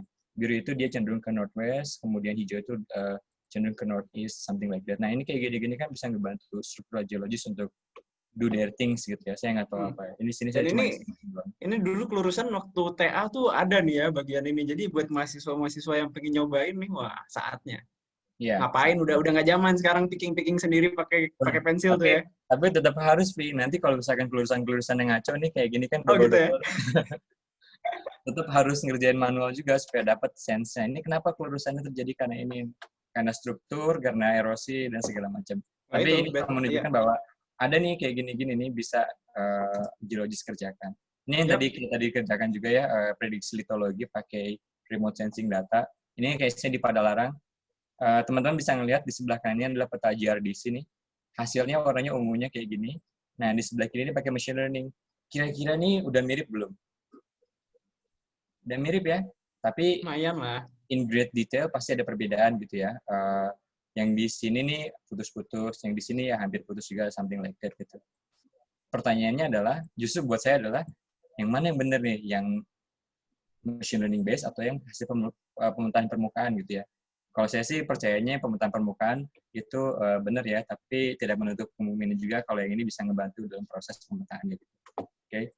Tapi tentunya masih banyak yang perlu diperbaiki dari Iya. model machine learning. Tapi mungkin lebih tepatnya gini ya, Po. Kayak misalnya pemetaan permukaannya kan skalanya besar sekali kan. Terus kita bisa zoom in ke suatu tempat dan pakai metode ini gitu, ya kan? Iya. Jadi ada gunanya masing-masing lah. Iya, jadi gitu. Dan ini pun terbatas sama resolusi datanya. Data yang kita gunakan itu hyperspectral. Dia spectrally high resolution, tapi spatially dia low. Jadi satu pixel itu represent 90 meter resolution. Jadinya, spatially not very good, tapi spectrally dia sangat bagus sekali. Dia terdiri atas 200 band lebih gitu ya, dan ada sekitar 180 band yang clear sekali itu imagingnya. Jadi bisa kita gunakan sebagai input data. Nah, sekarang kita masuk ke hands-on. Gimana? Masih ada waktu nggak, Vi? Ada waktu sekitar, ya udah kita korbankan sesi tanya jawabnya 5 menit kali. Bisa nggak sih? Oke, bentar aja ya. Nah, Iya. teman-teman bisa download tuh materi hands-on ya. Tadi ada di chat-nya. Apa yang akan kita kerjakan adalah, nah nanti teman-teman bakal bisa akses folder ini ya, hands-on. Jadi ada file namanya Sekolah Bumi sama folder namanya file. Bisa di-download sama teman-teman ya. Caranya tinggal klik sini. Kemudian, downloadnya gimana caranya, Vi? Download apanya? Download foldernya. Oh ini ya, klik Sekolah Bumi, kemudian klik Ya, download. itu download. Nanti bakal di-download. Nah, saya pengen teman-teman nanti upload lagi ke Google Drive masing-masing gitu. Oke? Oke, ini dicontohin aja ya. Jadi habis download, nanti Anggap aja udah. anggap aja udah. Ya, karena cuma 5 menit. Google Drive sendiri-sendiri ya, ini bakal masuk ke sessionnya. Ini udah masuk ke Google Drive masing-masing, terus kita buka si zip filenya. Kemudian kita upload ulang lagi ya ke Google Drive masing-masing. Sebenarnya kalau nggak salah bisa copy to my drive atau sesuatu kayak gitu sih harusnya. Ya sih ya, cuman saya agak-agak manual aja lah di sini. Nah, ini lagi ngupload ya, ada 16 file. Kecil aja. Nah, mungkin sambil nunggu ngupload, itu bisa double klik di sini. Ini ada Sekolah Bumi ya, kita double klik di sini. Nah, sekolah ya, bukan sekolah loh ya, sekolah. Sekolah, ya harusnya salah. Maaf, Mbak Sania dan Mbak Ambar. Ini di sini kita punya satu file namanya Sekolah Bumi. Ini adalah notebook filenya. Jadi Python-nya ada di sini nih, oke? Ya, jadi notebook adalah tempat di mana kita bisa ngetes code kita lah ya ibaratnya. Iya. Jadi itu bisa masukin code, bisa masukin narasi, terus bisa di-run di situ juga. Jadi biasanya kalau sebelum ngedevelop sesuatu kita cobain dulu di notebook istilahnya. Betul. Gitu. Nah, sekarang gini, gimana caranya Google Drive kita bisa run Python? Caranya adalah kita klik kanan dulu di sini. Oke, teman-teman kalau mau ngikutin monggo ya. Klik kanan di sini. Bang, pelan-pelan, Bang. Iya, siap Pak Dani. Klik kanan. Klik Google Collaboratory. Nah, itu terlalu pelan ya. Oh, sorry. Dani, ini kita harus pelan-pelan beneran, Po. Dani soalnya nih. Kita klik kanan di sini, klik More. Nah, di bawah sini ada tulisan Connect More App. Diklik dulu ya sama teman-teman. Klik Connect More Apps. Nanti bakal keluar nih Windows seperti ini. Gitu ya. Kemudian di sini kita klik Collaboratory. Nah, biasanya paling atas tuh ya langsung. Soalnya dia terkenal sekali. L-nya 1 ya, jadi laboratorium bersama, bukan kolaborasi. Ini kalau di sini saya sudah diinstal, jadi saya bakal uninstall dulu ya. Tapi kalau yang teman-teman kebanyakan belum. Kebanyakan mungkin belum diinstal. Tinggal klik aja di kolaboratorinya, kemudian klik install ya. Ini terserah mau individual atau domain. Kalau saya di sini individual aja. Kemudian klik continue. Ya pokoknya klik continue, klik user, klik continue, dan seterusnya gitulah. Jadi intinya kita harus kasih permission. Ya. udah klik oke gitu, kita tutup. Kemudian kita refresh nih si Google Drive-nya. Gitu. Kalau sudah gitu, kita buka sekarang Sekolah Bumi hands-on-nya. Ya, Double klik di sekolah sini. lo ya, bukan sekolah. Terus kita open with-nya, kita klik connect more apps. Kok connect more apps lagi sih? Iya, padahal udah diinstal tadi Collab. Iya. Coba aja nggak apa-apa. Jadi bisa.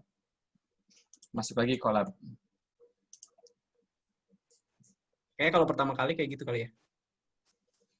Ini udah install lagi. Suka gini nih Google.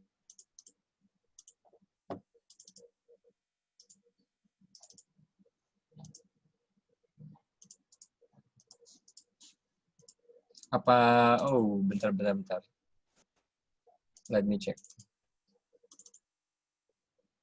Oh, pantesan. Ini, pantesan nih kacau. Ini, Buat teman-teman udah pada bisa buka belum? Harusnya sih udah bisa ya, kalau lancar. enggak, Kabarin ya kalau nggak bisa. sorry, ada kesalahan sedikit.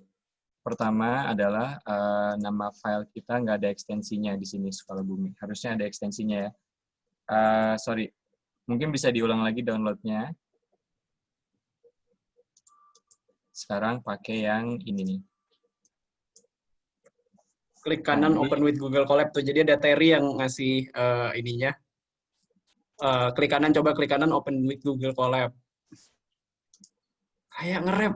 Waduh, saya sampai bingung. Iya nih, karena waktunya terbatas. Tapi semoga pada bisa. Intinya yang harus dilakukan di sini adalah coba open notebooknya pakai Google Colab. Caranya mungkin harus diinstal dulu Google Colab-nya, kasih permission ke Google Drive kita. Ya betul, Bang Joseph nih, Colab-nya harus diinstal dulu di folder Google Drive, betul. Jadi intinya coba buka dan install Colab-nya. Harusnya kalau udah bisa. sorry, ada problem tadi. Jadi coba sekarang download lagi di folder Sekolah Bumi. Tadi ada saya tambahin satu file lagi namanya Sekolah Bumi hands-on. Tapi di sini ada ekstensinya. Coba download yang ini saja nih ya. Di download gitu. Nah, habis di-download, kemudian di-upload ke folder yang barusan dibuat lagi. Sekolah Bumi. Nah, di sini ya, di-upload di sini. Nah, bedanya apa? Kalau yang di sebelah kiri ini dia namanya nggak ada ekstensinya. Kalau yang ini, kalau saya rename nih ya, ada ekstensinya nih, ada IPY-NB. Nah, Extension kalau ada IPY-NB-nya, IPYNB. Saya ketik di chat ya. Jadi tambahkan dot. Nah, nanti di sini kita tinggal klik kanan Open with Google Collaboratory. Ya, untuk beberapa teman seperti Mas Ronald ini nggak perlu install karena mungkin udah pernah install sebelumnya. Jadi kalau yang fresh mungkin harus ngikutin Epo tuh, harus install dulu. Tapi kalau udah bisa kebuka, harusnya layarnya kayak gini nih, yang sekarang ya? di Zoom nih. Udah bisa buka semua ya harapannya. Jadi Epo bisa langsung mulai, Po.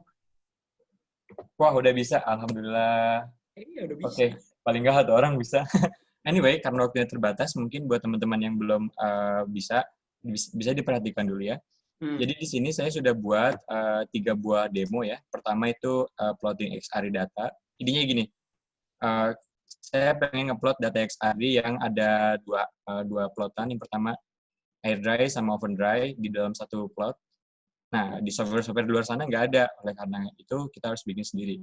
Kemudian saya coba Verilog QC dan Lithology Prediction pakai KD3.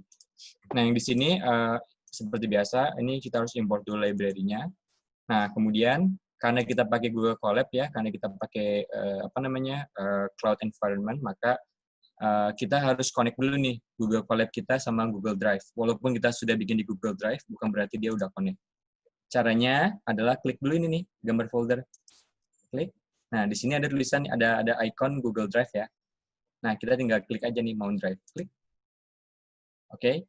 Nah, kalau sudah, klik di sini, play. Nah, ini jadi bedanya sama zaman dulu sama zaman sekarang ya. Kalau zaman dulu, wah, orang bangga banget dikasih kantor workstation. Nah, ini tinggal klik aja nih ya, link ini. Kemudian sign in. bla bla bla, allow. Nah, ini ada kodenya, di copy kodenya, kemudian di paste di sini. Terus enter. Ya, jadi Apa itu yang- ngasih authorization ya. Jadi ya, jadi apa ya istilahnya, kita konekin antara Google Drive sama si apa namanya Google Colab kita. Nah, kalau ini artinya mounted at, ini berarti sudah di connect gitu ya. Ini bisa kita hapus nih sekarang si barisan ininya. Nah, kemudian ini kodenya sudah dibuatin semua, cuma ini alamat filenya harus kita perbaiki dulu nih ya. Kita perbaiki alamat filenya dengan cara di sini ada drive. Nggak tahu nih teman-teman bisa ngeliat nggak drive-nya ya. Bisa. Drive, kemudian my drive. Nah, di sini kan tadi ada folder Sekolah Bumi yang saya upload barusan. Gitu. Nah, file kita tuh semuanya ada di sini nih. Di dalam folder file, kemudian ada well sama XRD. Untuk demo XRD ini, coba klik di sini nih yang ada option-nya 3 titik ini. Kemudian kita klik copy path. Gitu ya. Ya. Jadi intinya teman-teman harus ngarahin path-nya ke Sini nih, tempat nanti kita file. bakal kemudian kita paste di sini. Oke? Nah, jangan lupa di depannya sama di belakangnya kita kasih kutip ya, kutip sama kutip. Kemudian habis XRD ini kita tambahkan lagi slash bintang titik bintang. Nah, apa yang dikerjakan sama perintah ini, dia akan membaca file apa saja yang di dalam folder ini ya. Ini ada variable flist, kemudian perintah ini. Kalau saya run lagi flist, nah dia bakal baca nih, oh ini loh file-filenya yang dalam folder ini gitu. Nah, kita bakal bisa minta Python untuk membaca file untuk masing-masing file yang ada di sini nih secara otomatis. Nah, gitu. Oke. Nah, kenapa sintaksnya kayak gitu itu jadi PR ya? Nah, itu nanti mungkin perlu kursus tuh. Ya, silakan jadi bacaan. Atau apapun itu. Kemudian di sini saya bikin fix juga, nanti saya baru ceritakan apa itu fixnya. Nah, tapi ini ada range 1 ya, range-nya saya ubah jadi 3. Oke, sebelum kita mulai gini, kita masuk ke folder Sekolah Bumi lagi, masuk ke folder file, kemudian XRD. Di sini yang kita lihat itu cuma data-data mentah aja ya, oke? Nah, ini ada data plotan XRD-nya gitu ya, oke? This is very raw. Ini data apa sih? Coba lihat tadi ada apa aja tuh 2 kolomnya? Cuman data ini doang, 2 theta sama intensity. Nanti kita bakal plot ini dalam XY, ini X-nya, ini Y-nya gitu. Ya. Tapi pengennya gini, ini kan kode sampelnya gini ya, 0302 AD, 0302 OV. Nah, ini sama ini, sampel diambil di 2 lokasi yang sama. Tapi treatmentnya beda, satu lagi air dry, satu lagi oven dry. Nah, pengennya si 2 file ini diplot dalam satu, dalam satu plotan yang sama. Jadi saya punya 6 file, ini di plot yang tempat sama, ini di tempat yang sama, ini di tempat yang sama. Nah, kalau kita pakai software komersial sana kan kita nggak bisa otomasi seperti itu ya. Nah, kalau di sini gampang aja. Kalau udah tahu kodenya gitu, kita tinggal buat kode seperti ini. Intinya itu adalah, ini udah visualisasi semua ya, cuma ngeplot gitu. Setelah kita tahu kodenya, kita run. Ini tergantung kreativitas gitu ya. Ya, yes, betul. Ini this is not the only solution. Ada mungkin yang lain, tapi this is what I do. Nah, habis itu coba kita refresh lagi di sini. Sorry, ini betul kan? Ya, betul. Oh, salah. Satu lagi di sini. Ini save fig-nya diganti nih. Tadinya kan kita punya folder di sini ya. Ini kita copy paste aja. Gitu. Nah, tapi alamatnya berubah ya. Sorry, bukan semuanya. Kita cuma dari belakang bintang ini sampai sini. Fname-nya jangan diubah juga. Nah, kemudian yang ini kita ganti nih. Ya. Oke. Nah, kalau kita run. Nah, itu adalah kode buat nge-save ya, Po ya. Nge-save. Jadi ini sebenarnya Po membuka semua data tadi. Jadi udah banyak. Misalnya kita punya 1000 file gitu ya. Yeah. Terus Epo pengen ngeplot, habis itu save semua setiap plotnya SPNG gitu. Jadi itulah sebenarnya code block ini yang dilakuin sama Epo tuh itu, dan ya makanya mungkin teman-teman kayak kalau misalnya lagi baca kode itu juga salah satu tipsnya sih, kayak ngerti dulu ini tuh pengen ngapain sih sebenarnya. Nah, yeah. Itu salah satu cara belajar juga tuh. Oh ternyata Epo pengen open, ya ini dia. Nah ini hasilnya seperti ini ya. Jadi dari dari data yang tadi kita bisa menghasilkan hal seperti ini. Iya. Padahal itu cuman 2 file ya. Sekarang bayangin kalau misalnya filenya ada 3.000 file. 3.000 file gitu ya, itu bakal menjadi lebih intens lagi. Nah, Tapi kemudian cuman sekali run itu doang, kita udah bisa dapat plotnya gitu. Bener nggak sih? iya, betul. Mm-mm. Nah, sekarang kita coba run ke ke case yang lain. Ini adalah well log data QC. Jadi pertama kita harus install dulu requirement-nya. Di sini ada pip install last. Jadi intinya kita coba install last di environment kita. Last itu library ya? Iya, library-nya Ya, buat jadi membaca last file ya. Jadi ada seseorang di ujung dunia sana yang dia nulis kode untuk ngeload last nih kayaknya. Ya kan, Po ya? Iya, betul. Ya. Kita import Baik dalam banget ya orang itu ya. Nah, kemudian sama kayak di atas ya, dapat pahala. kita buat flist juga. Jadi intinya perintahnya adalah, flist-nya ini kita ganti juga nih. Yang tadinya panjang begini, sekarang kita gunakan folder well yang ada di sini ya. Ya. Jadi intinya semua path ke filenya teman-teman harus ubah ke yang sesuai gitu ya. Ini yang ini dihapus aja dulu. Ya. Nggak masalah sih, itu kan nggak las ya. Oh iya, betul. Sip. Intinya ini kita copy dulu, copy path, kemudian ini kita paste di sini sampai sebelum. Jadi intinya teman-teman sesuaikan path-nya. Atau kalau misalnya, itu ya, sip. Kalau ada yang run di lokal juga sesuai juga. Sebenarnya ini bisa di-run kalau misalnya teman-teman punya Jupyter Notebook di lokal juga bisa. Jadi nggak perlu pakai collab. Ini itu bisa juga. Tapi yang jelas sama. Jadi kita harus tetap ini path-nya harus benar dulu. Nah, sekarang kita sudah punya flist-nya, kemudian kita buat empty container di sini. Jadi kita bakal setiap file ini nih kita bakal ambil informasi well, TD, unit dan segala macamnya gitu ya. Nah, sekarang ini perintahnya yang digunakan untuk mengisi si masing-masing container seperti ini aja. Kemudian kita run. Kita diingetin waktunya tinggal dikit, Po. Oke. Habis Dan kita ada pertanyaan udah dicatat, tenang. Intinya habis kita run di sini untuk masing-masing ini ya, untuk masing-masing well name, aduh kok gini ya. Jadi kalau kita run well name-nya di sini, kita bakal dapat nama well-nya ya, seperti itu. Kemudian TD-nya juga seperti itu. Kita bakal dapat TD-nya gitu. TD-nya untuk masing-masing well adalah 860, 470 dan sejenisnya gitu ya. Nah, sekarang ini kalau saya summary-kan dalam saya bentuk dalam dictionary, dari dictionary saya rubah jadi data frame, nanti hasil akhirnya adalah seperti ini ya. Nah, jadi nama well name-nya, wah ini problem nih, harusnya nama well name-nya adalah Hamilton dan sejenisnya.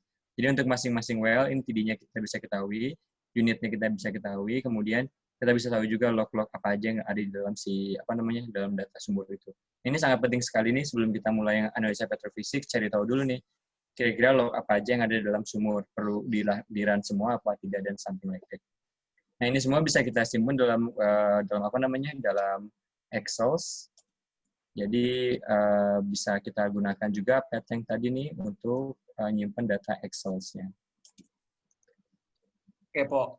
Nah, kayaknya untuk yang part 3 ini kita harus skip deh. Jadi teman-teman nanti cobain di masing-masing aja ya buat part 3 ini. Jadi intinya part 3 sebenarnya ini seru juga sebenarnya ya, tapi coba masing-masing aja di run nih. Aku udah berbaik hati nulisin kodenya dan kita harus masuk ke tanya jawab nih, Po.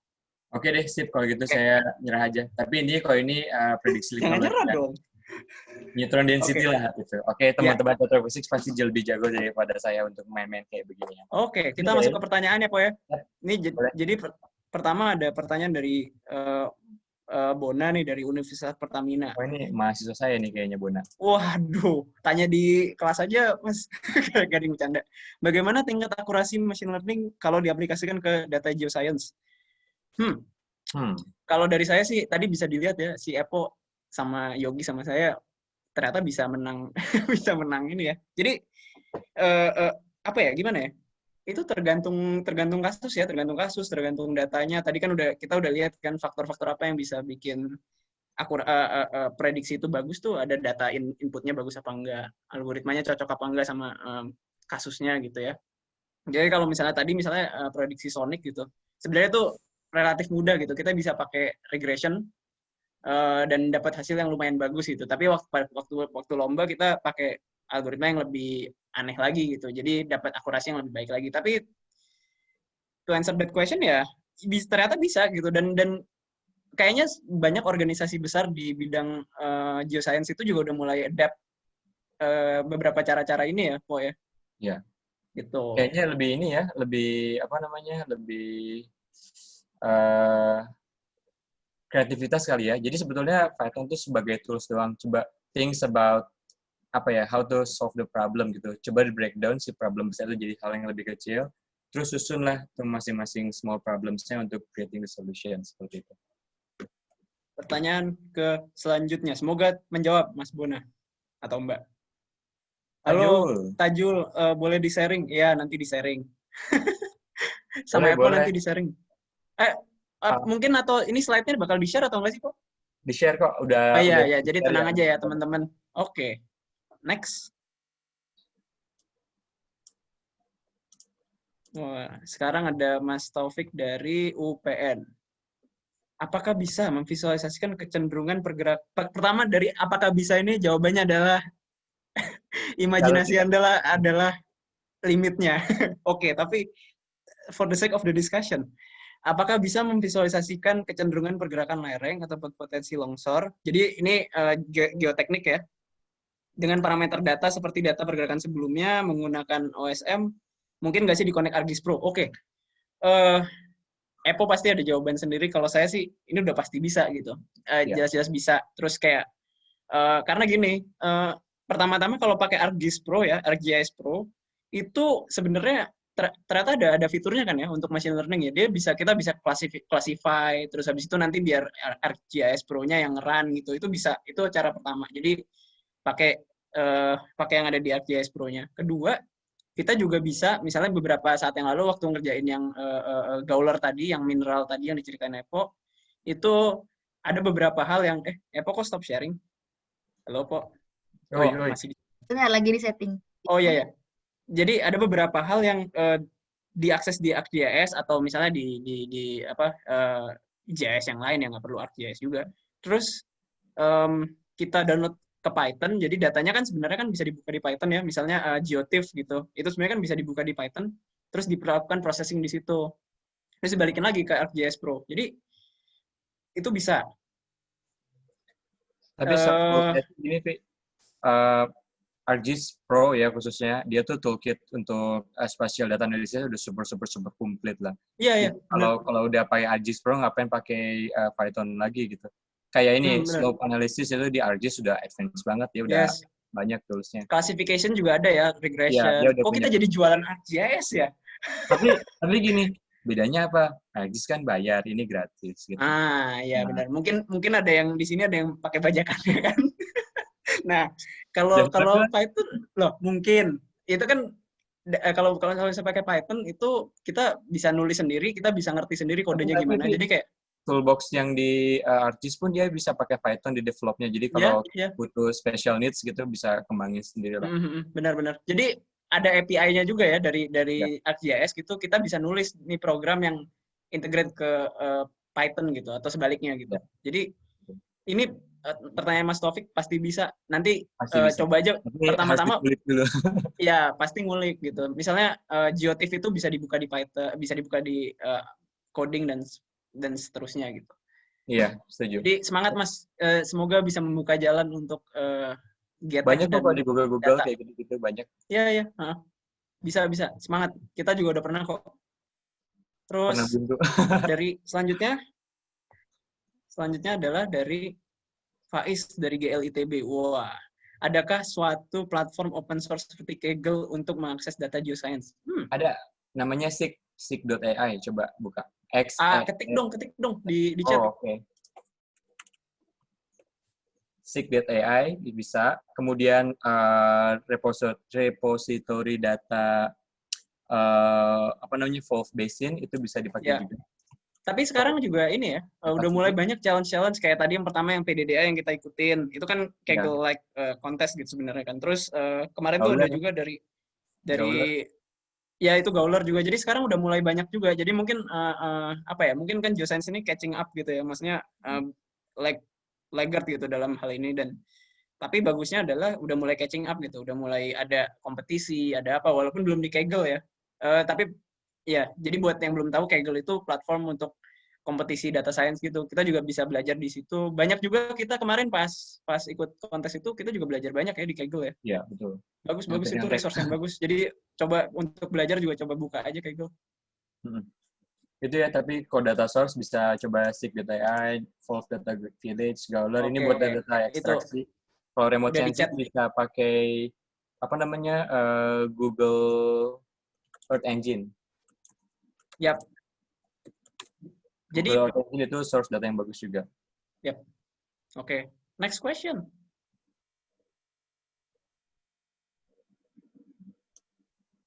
Dari Fisco, minta saran dong kalau belajar machine learning atau Python gimana, ada rekomendasi. Karena biasanya sulit untuk mulai ketika belajar Python unsupervised machine learning sehingga menggunakan JSP. JSP itu apa ya kalau boleh tahu Mas Fisco? Tapi boleh diketik di chat. Tapi oke. Pertama-tama sebenarnya kalau menurut saya ini dari pertanyaannya, jangan loncat ke unsupervised machine learning dulu. ke codingnya dulu atau Python-nya dulu, dan dulu ya. Iya. Jadi belajar machine learning atau Python itu tadi kalau Epo dari YouTube misalnya, kalau saya ada buku yang bagus juga yang Python. Ini kalau buat belajar Python. Kalau mau belajar R, jadi ada bahasa lain lagi yang saya suka juga. Itu ada R for Data Science, R4DS, itu saya chat juga.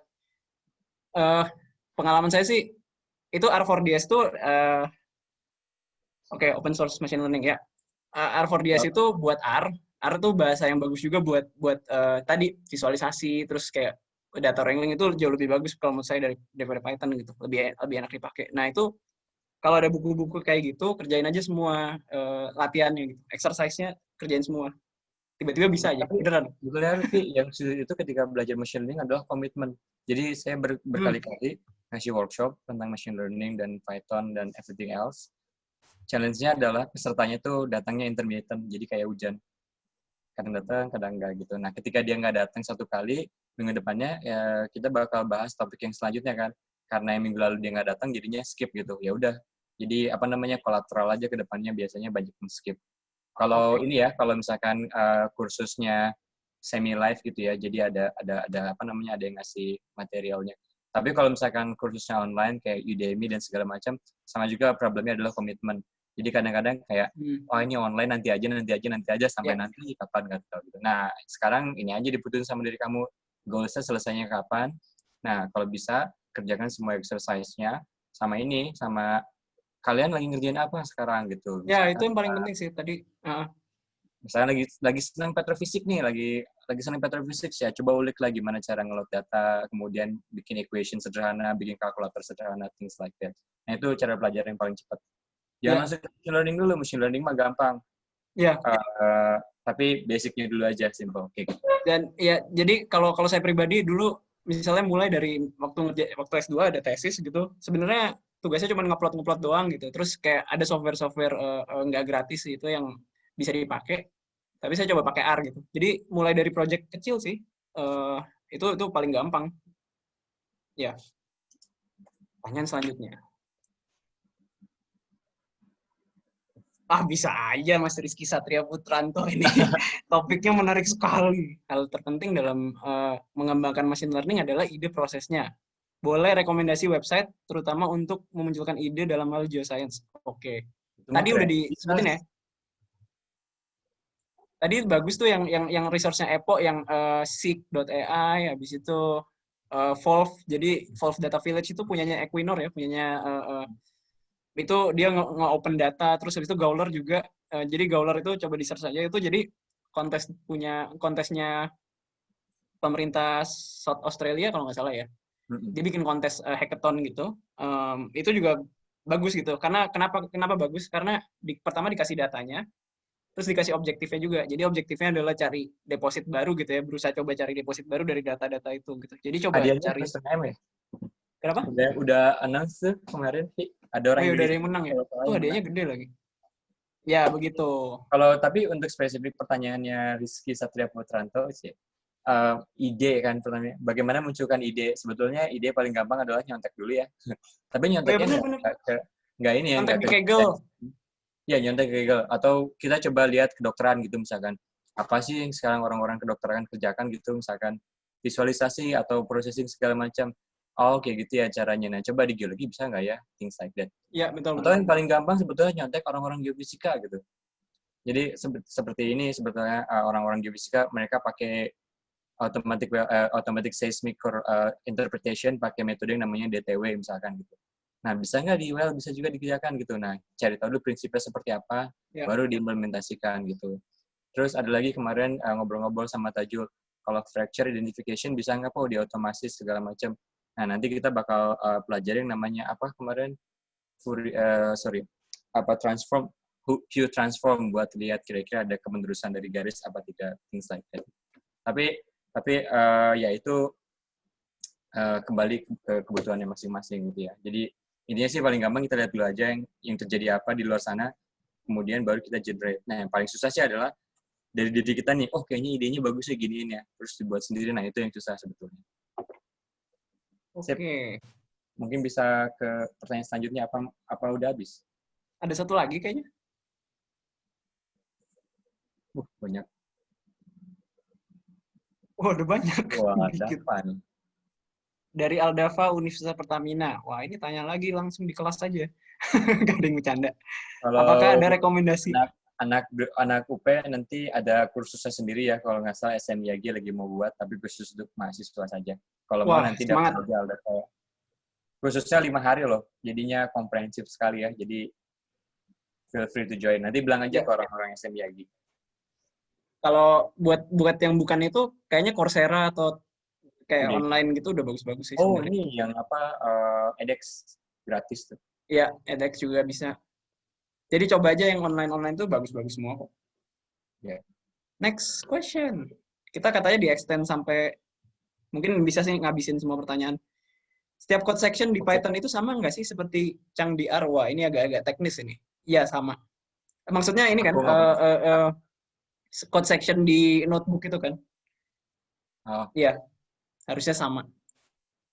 Jadi Chang itu tadi tuh, kalau buat teman-teman yang kurang familiar, Chang itu tadi tuh satu bagian yang di-run sama Epo, terus nanti outputnya apa di bawahnya, nah itu Chang code-nya itu di dalam notebook itu, ya, dan di R atau Python sama aja.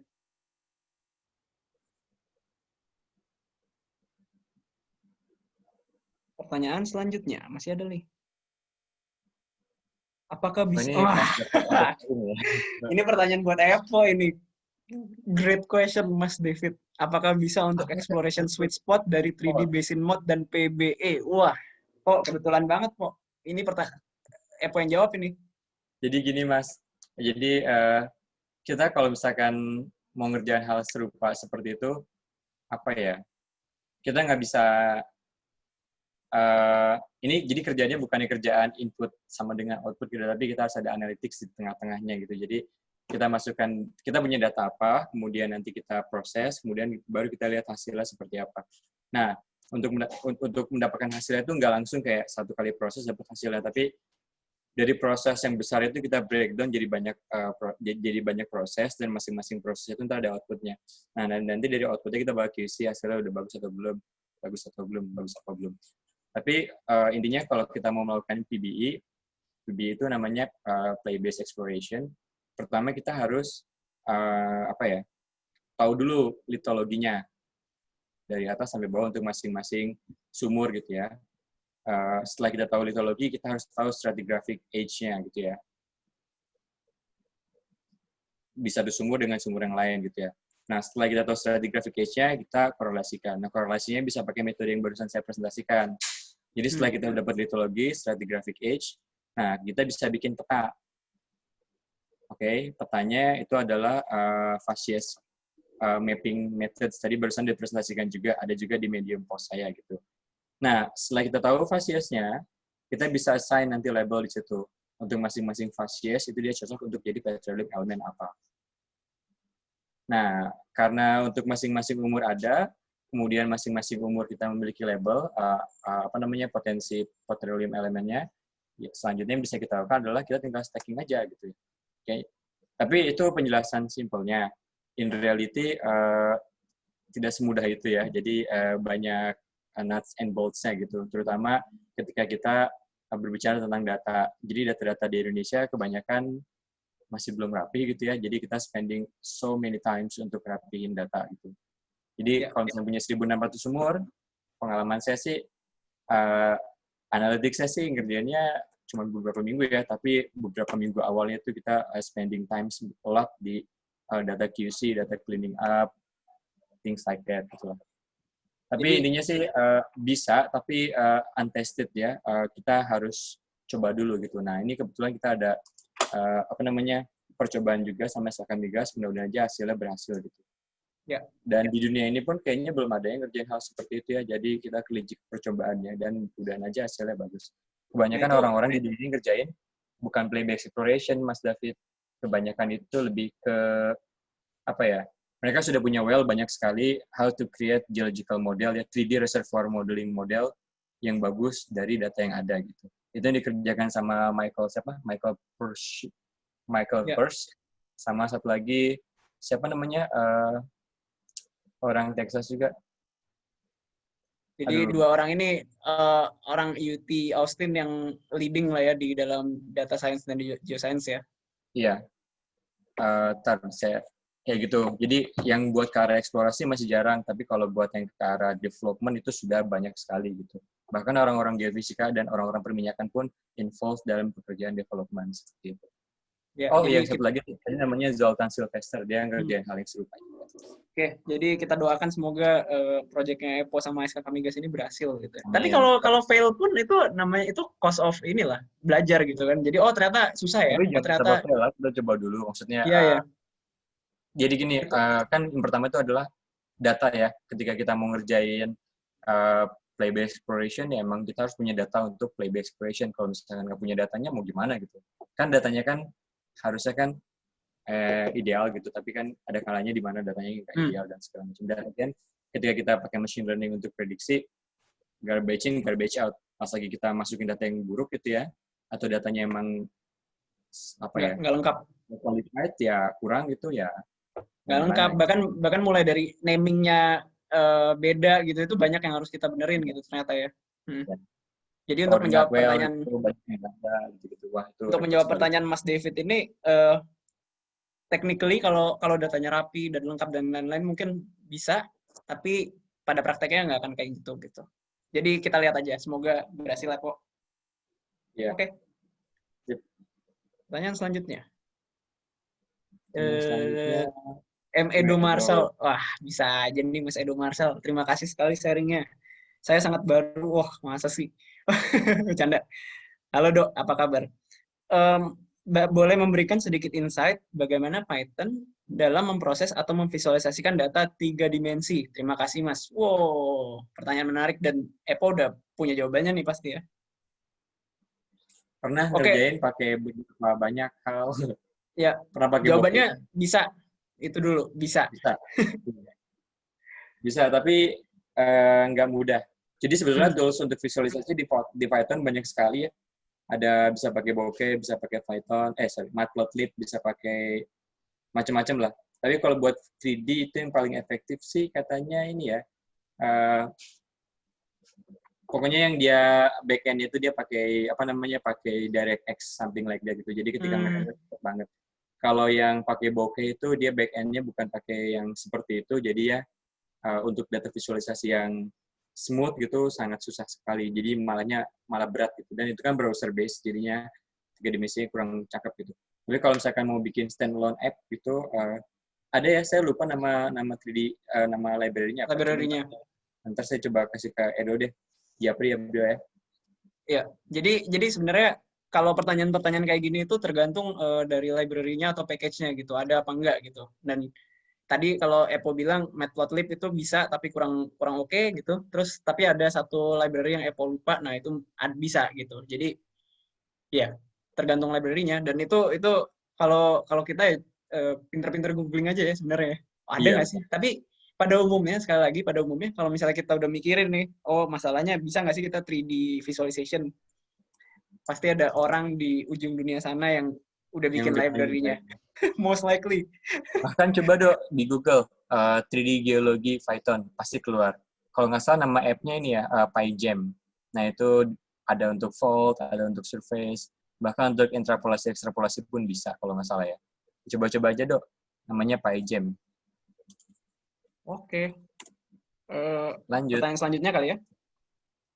Haji. Wah, bisa aja nih. Selamat siang Bapak Epo. Selamat siang Bapak Haji, RG. Sharing yang sangat bagus dan sangat bermanfaat. Makasih. Mau tanya limitasi dalam menggunakan Python, jenis file, size, dan bagaimana kita bermain dengan big data seperti seismic facies classification. Wah, pertanyaan menarik nih. Kalau limitasi itu sebenarnya tadi ya, limitasi yang tadi dibilang Epo itu lambat itu salah satu limitasi sih. Jadi maksudnya relatif lambat tuh lambat bukan berarti lambat banget gitu. Tapi kalau dibandingkan bahasa lainnya, terus programmingnya spesifik gitu. Oh, kita high performance gitu. Nah, itu Python emang kurang cocok buat high performance gitu. Tapi selama parallelization itu agak ribet.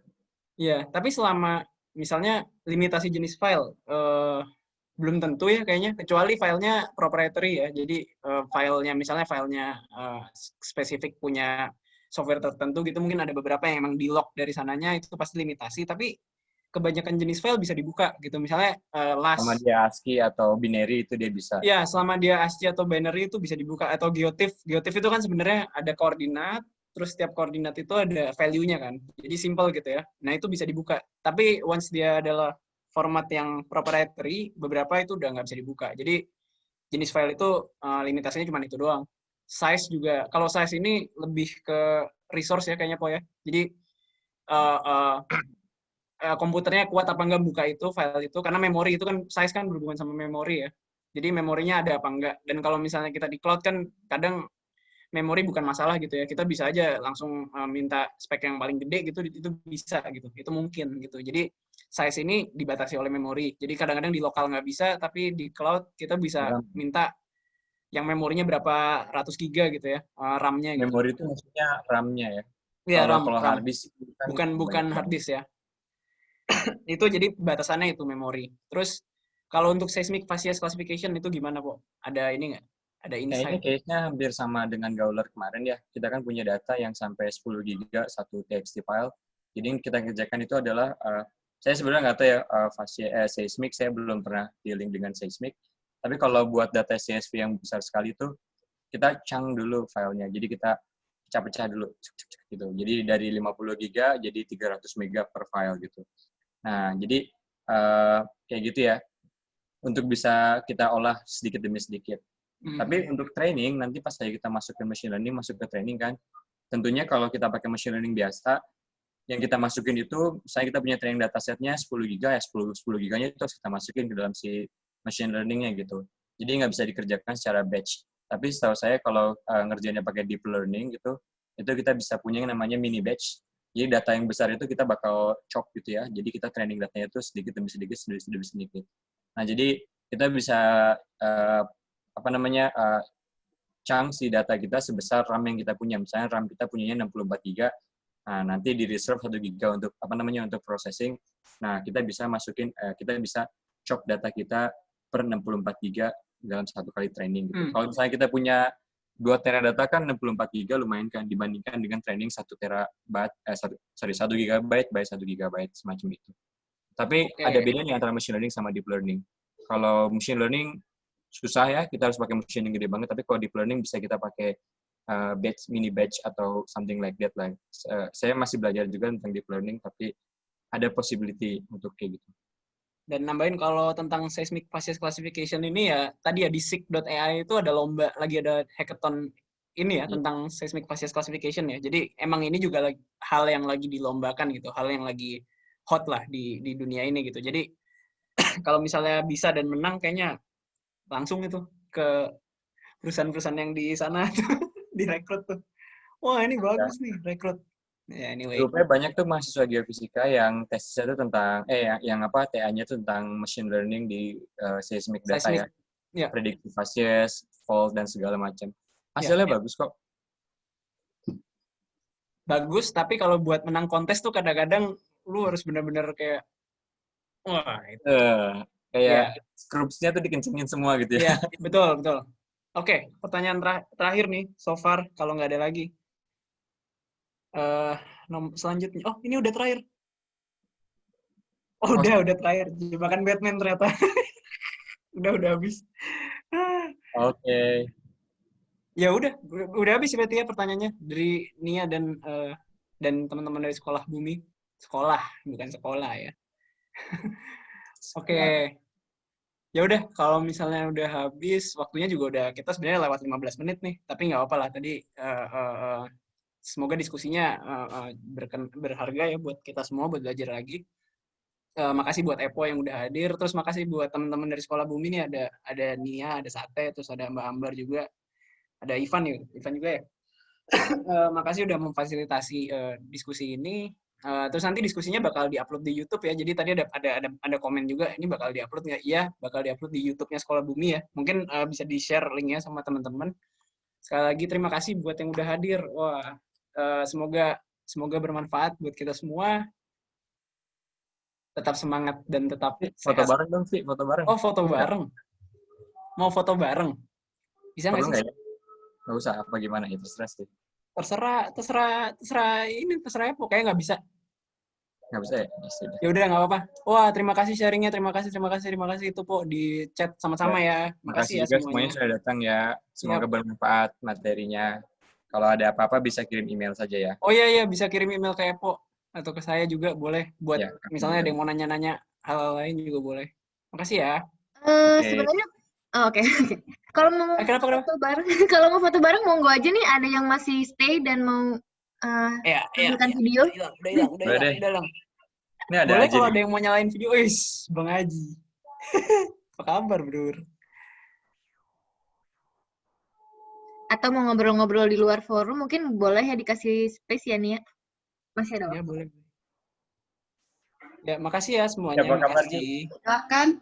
Asisten geokomputasi.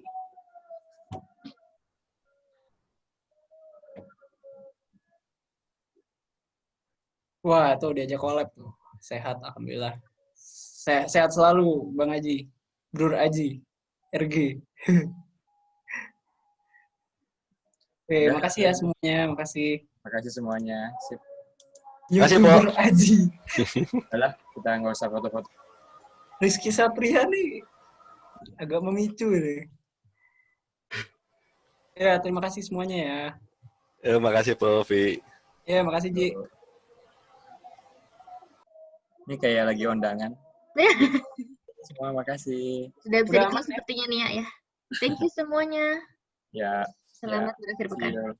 Oh iya, happy weekend. Have a nice weekend. Bye. Thank you.